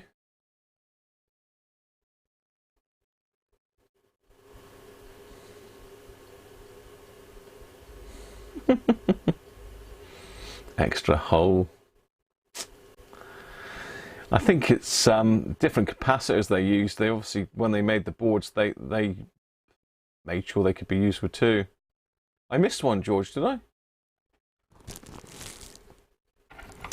You're thinking of that, George, aren't you? Which is that's the speaker connector. Unless there is a sneaky one lying down, or this yellow one is not an electrolytic. That's a non-polarized polycap, 0.33 microfarads. I ain't missed one, have I? I have done it before, and I've missed one that's different, silver-coloured ones, but no, I'm pretty sure I got that, George.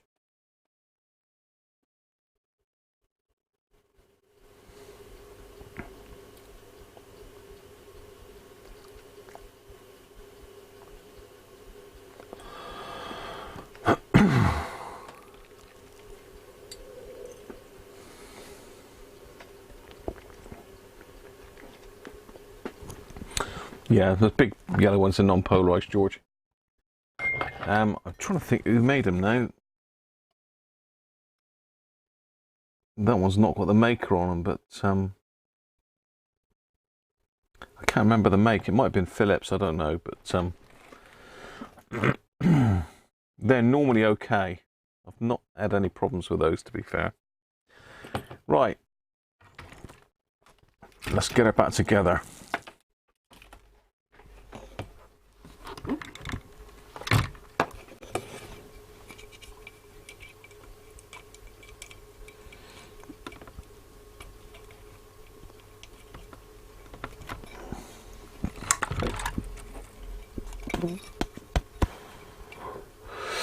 Yeah, see, it's only a 3-pin, you can't see here now, can you? I'm here putting it back together and you can't see a thing. I haven't zoomed in a fair bit so you could see the amplifier, but yeah, I was saying it's a 3-pin socket. I need to be closer this way. And most of the Hackers are 5-pin, but this is 3-pin. Just a bit different. Again, I've never had one of these radios before. This is the only one I've got. Socket will only go in one way. Pins will only go in one way, that is. Socket? What are you going on about? It's worth just checking here as well, giving it a wiggle, make sure you've got no dry joints on these or the speaker connectors. That's a common failure point as well.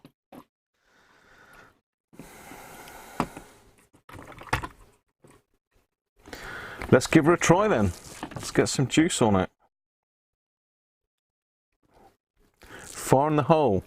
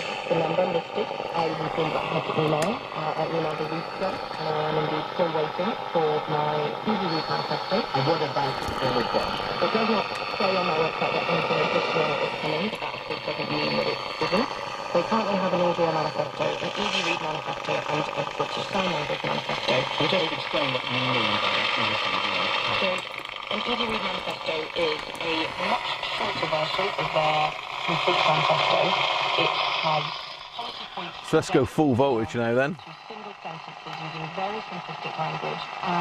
18 volts. So 18 volts, it's now drawing 20 milliamps, look. So that was definitely the issue. Definitely the issue. Actually from a manifesto that you can read, what are you actually going to find? So that's long wave.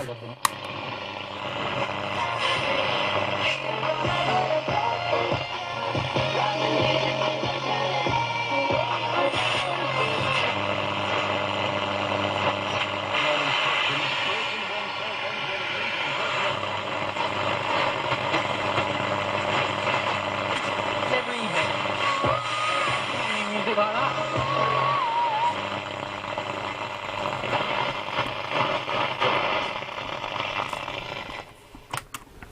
There you go. Done. Sorted.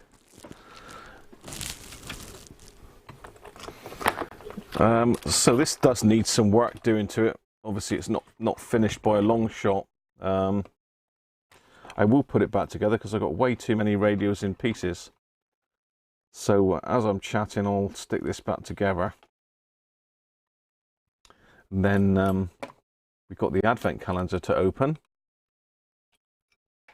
And then it'll be another another Christmas live stream finished.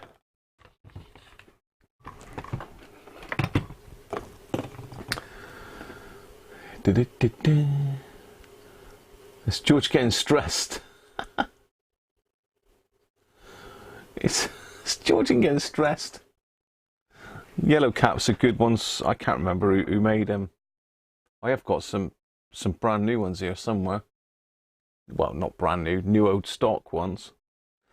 But they're sort of embossed rather than just printed like that. So, as I say, the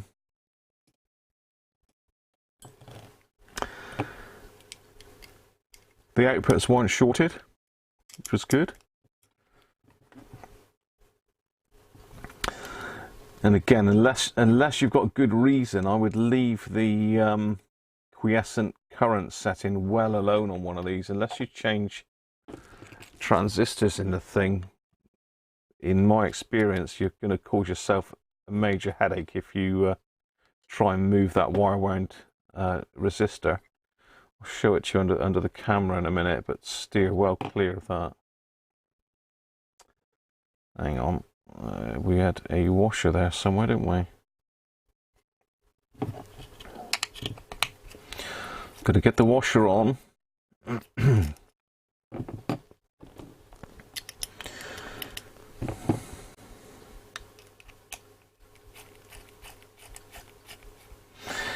But as I say, these little sets are lovely little sets, and if you haven't got one in your collection, I would certainly recommend them. They're built very, very well, really well engineered. There's lots of real brass in them. They are no expense spared really back in the day. I expect they were quite expensive. If someone can pull the trader sheet up on it, it should tell you on there what they cost when they were new.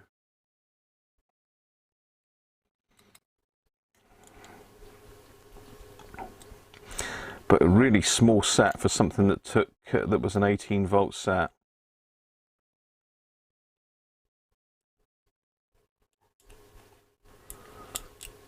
Just need a couple of my PP9 battery packs, and they'll fit in there. Because I measured them off the original batteries, not these modern rubbish that we use. Voice is going, look. Hopefully it'll still be here tomorrow. Otherwise we'll just have typing. Right, let's just pop the amp back in.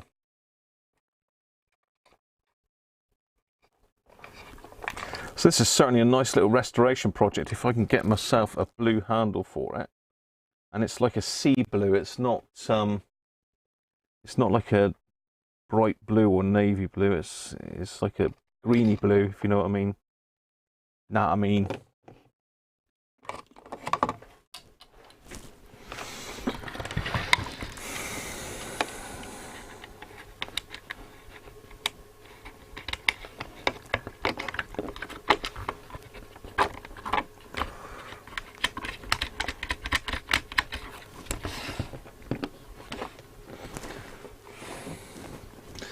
I need to move that camera back up again.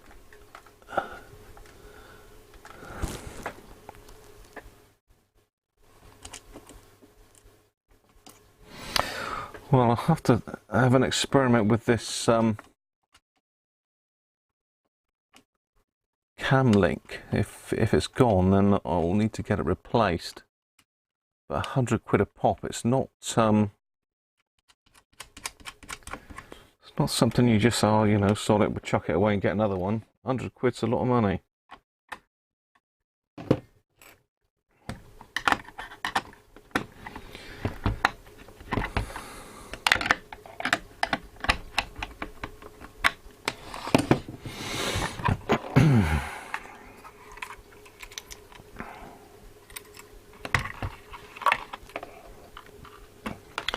So again, it just slides in on these little, grooves.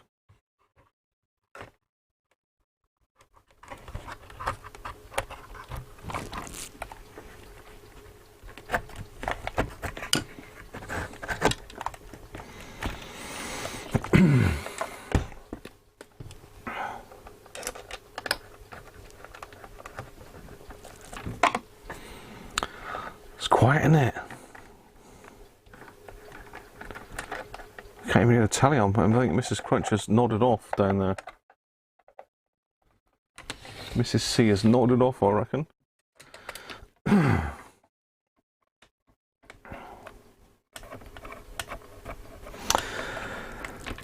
So yeah, things left to do in this one. Obviously, we've got to do the AF117s. Doesn't sound like they've got much wrong with them, but they're going to have shorts, aren't they, without a doubt.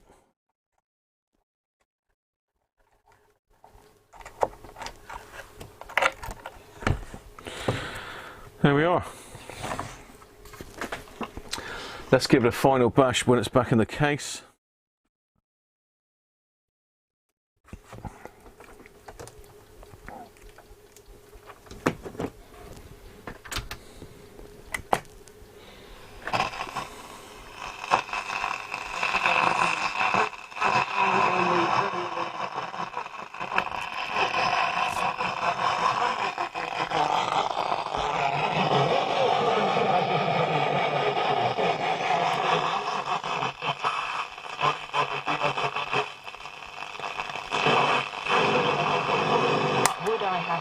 Impressed if the magician had been a woman. Maybe not. The psychology of our perceptions of the woman social expression. However, it's worth the A380 is closed in both directions. That's due to roadworks overnight tonight between the B3195 and the A381 of Teignmouth Road. So that's overnight roadworks. There is, of course, diversion in place there, which I will have to take on the way home. Fantastic. On the South Western Railway, there's a reduced service and bus replacements running. That's due to industrial action. Traffic on the Teignmouth Road is all right, though, and you've got... There you go. So yeah, the two nut drivers I was using, Brat. One is 6BA, which was for the little nuts on the output transistors, and the ones for the actual amplifier board is 4BA.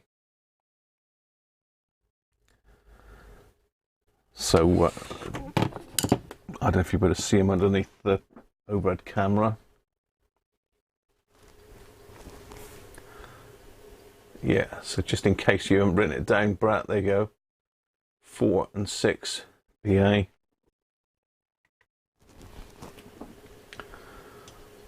And I've got one other that's bigger again. These do cover most things, to be honest. The other one I've got is 2 BA.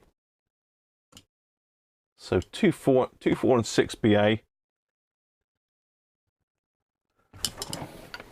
That does tend to cover most issues.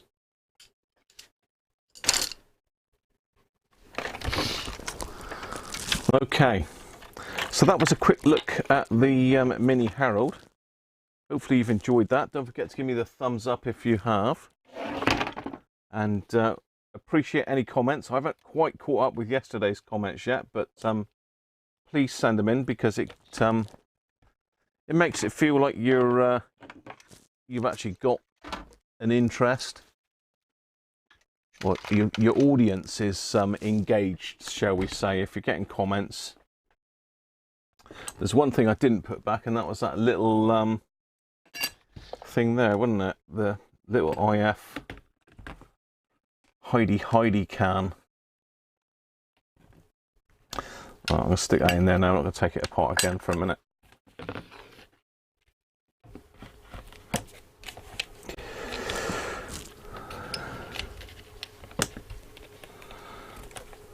So hopefully Benji's sorted you out, Jeff, with your microphone question. So it's good, a bit of interaction, isn't it?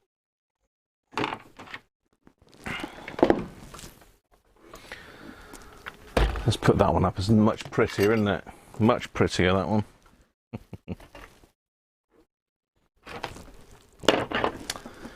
Right. 17 guineas. What does that mean, Andrew? What is 17 guineas in that money? In new money? A live Elgato repair. This is the Elgato cam link that I've been using.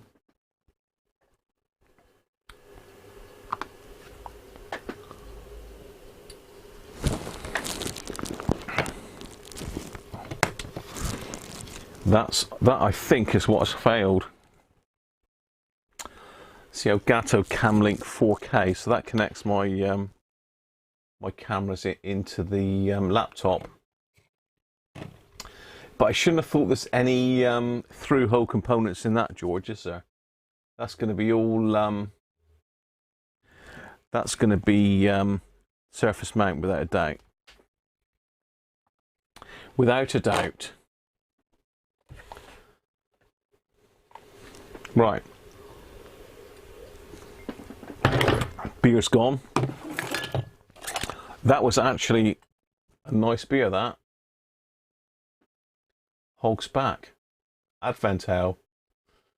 I got that at the local Lidl, I believe. They had a couple Christmas beers in, so I grabbed them quick. Hog's Back Brewery, Tongham. Where on earth is Tongham? GU10. Is GU Guildford? I'm not sure.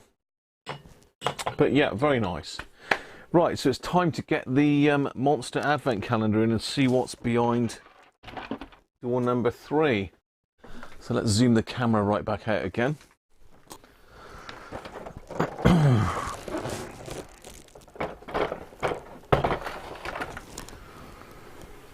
Get Father Christmas in.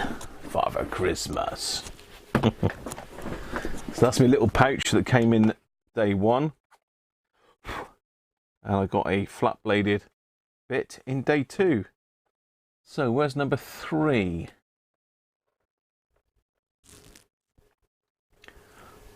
Two. It's really busy, the writing on this, isn't it? Where's number 3? Come on. Give us something interesting, number 3. Down here, right down the bottom, that would be, wouldn't it?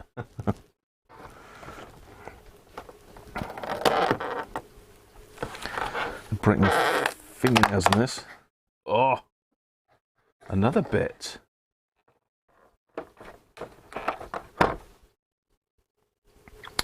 A quarter-inch to hexagonal adapter. Oh, exciting stuff.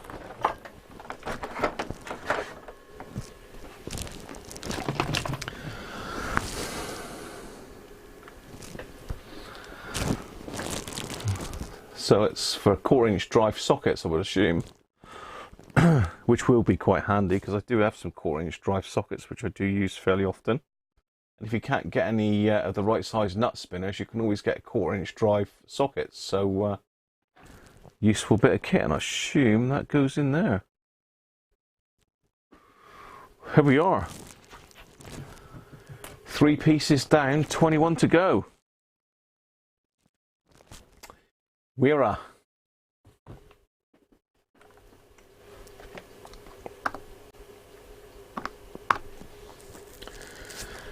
Right, we're getting near the end, people. Hey David, how are you? A guinea is £1.01 in new money. So if you stick that in an inflation guide, you should come up with what that's actually worth in today's money.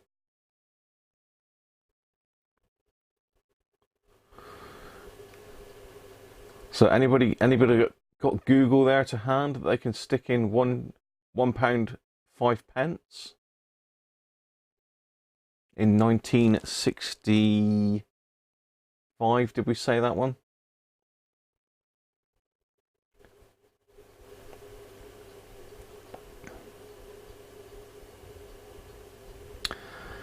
£17 guineas.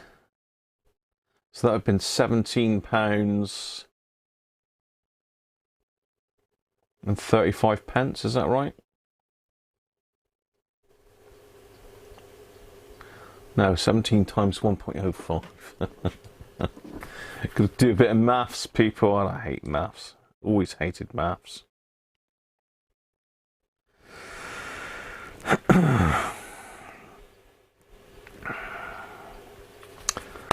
So 1785.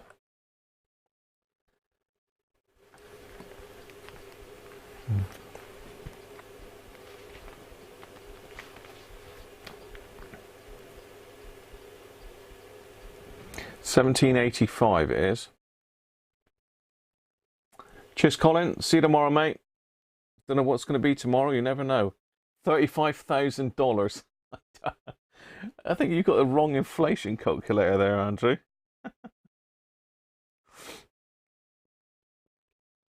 Dear, oh dear.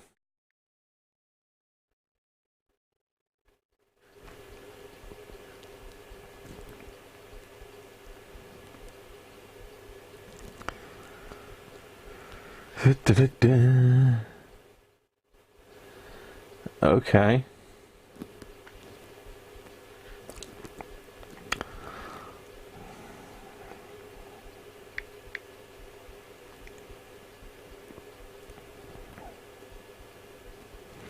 So £17 in, say, January then 1965. £344 in today's money, look.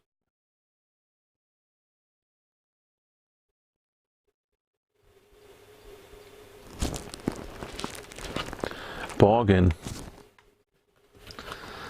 So it probably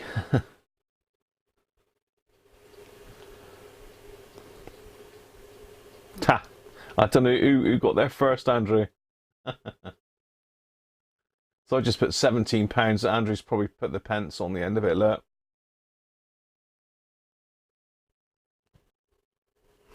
So this is January 1965. Inflation rate changed, so there you go.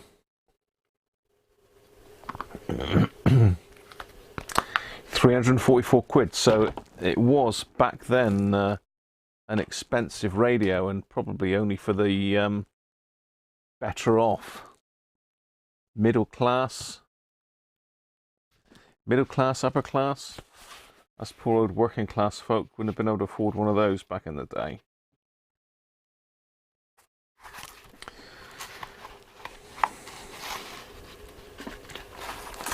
It's quite a handy little case, that, as well.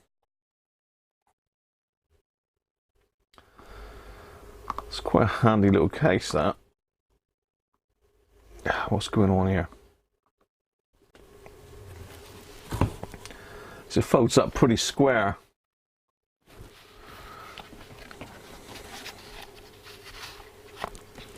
I'm assuming this set is available. I'm sure you could just go and buy this set if you wanted to. It's got a bit of Velcro for sticking on somewhere. I don't know what the Velcro idea is.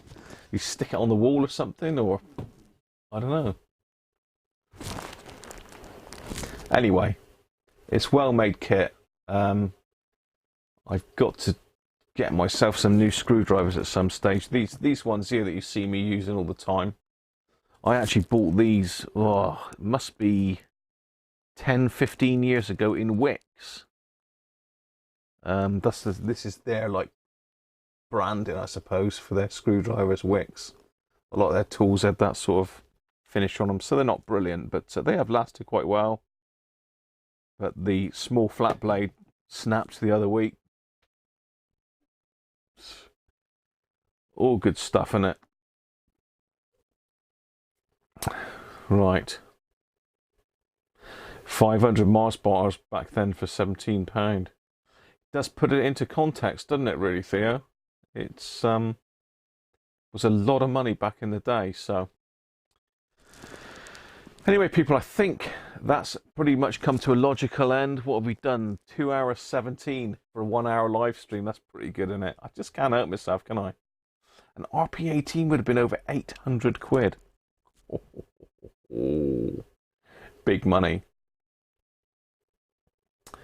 Thanks, Linton, for the original conversion on that. I see there's all sorts of like Guinea, and there's a couple other weird names that I can never get to grips with for some of the old currency.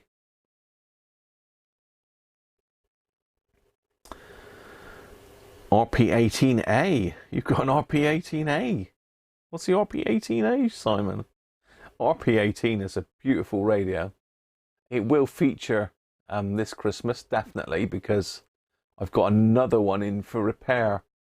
One of the ones with a white dial up there. So Tim, if you're watching, your radio's going to feature at some stage. We'll also dig the Atlantis out again at some stage before Christmas, so you never know. Anyway, people, cheers. Thanks for joining me. I'm looking at this camera, but it's this one here now. Thanks for joining me today. Hope you've enjoyed that. Again, give me a thumbs up if you would. And please comment. You know, if you think there's something you want to see, then let me know. Any questions, put them to us. If I can't answer them, someone else might do. You think it is an 18A? Ooh. Never heard of an 18A, Simon, so I'd like to see that. I'm pretty sure I did have an RP18. Well, I've got an RP18 scale here, look. I have an RP18 scale.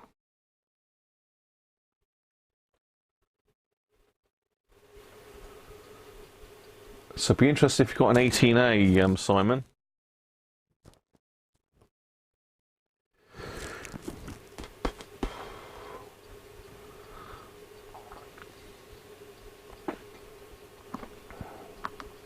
I don't want picture on it. Yeah, so RP18A. We will look at one of those. Night all. Catch you soon. And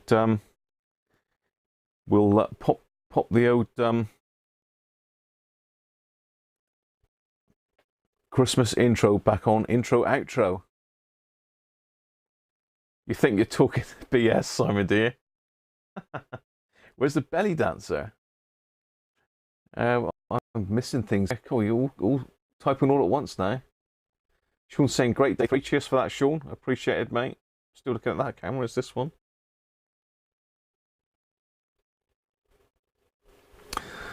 Night, everybody. Yeah, catch it up. It'll be uploaded shortly. Cheers, everybody. Bye for now.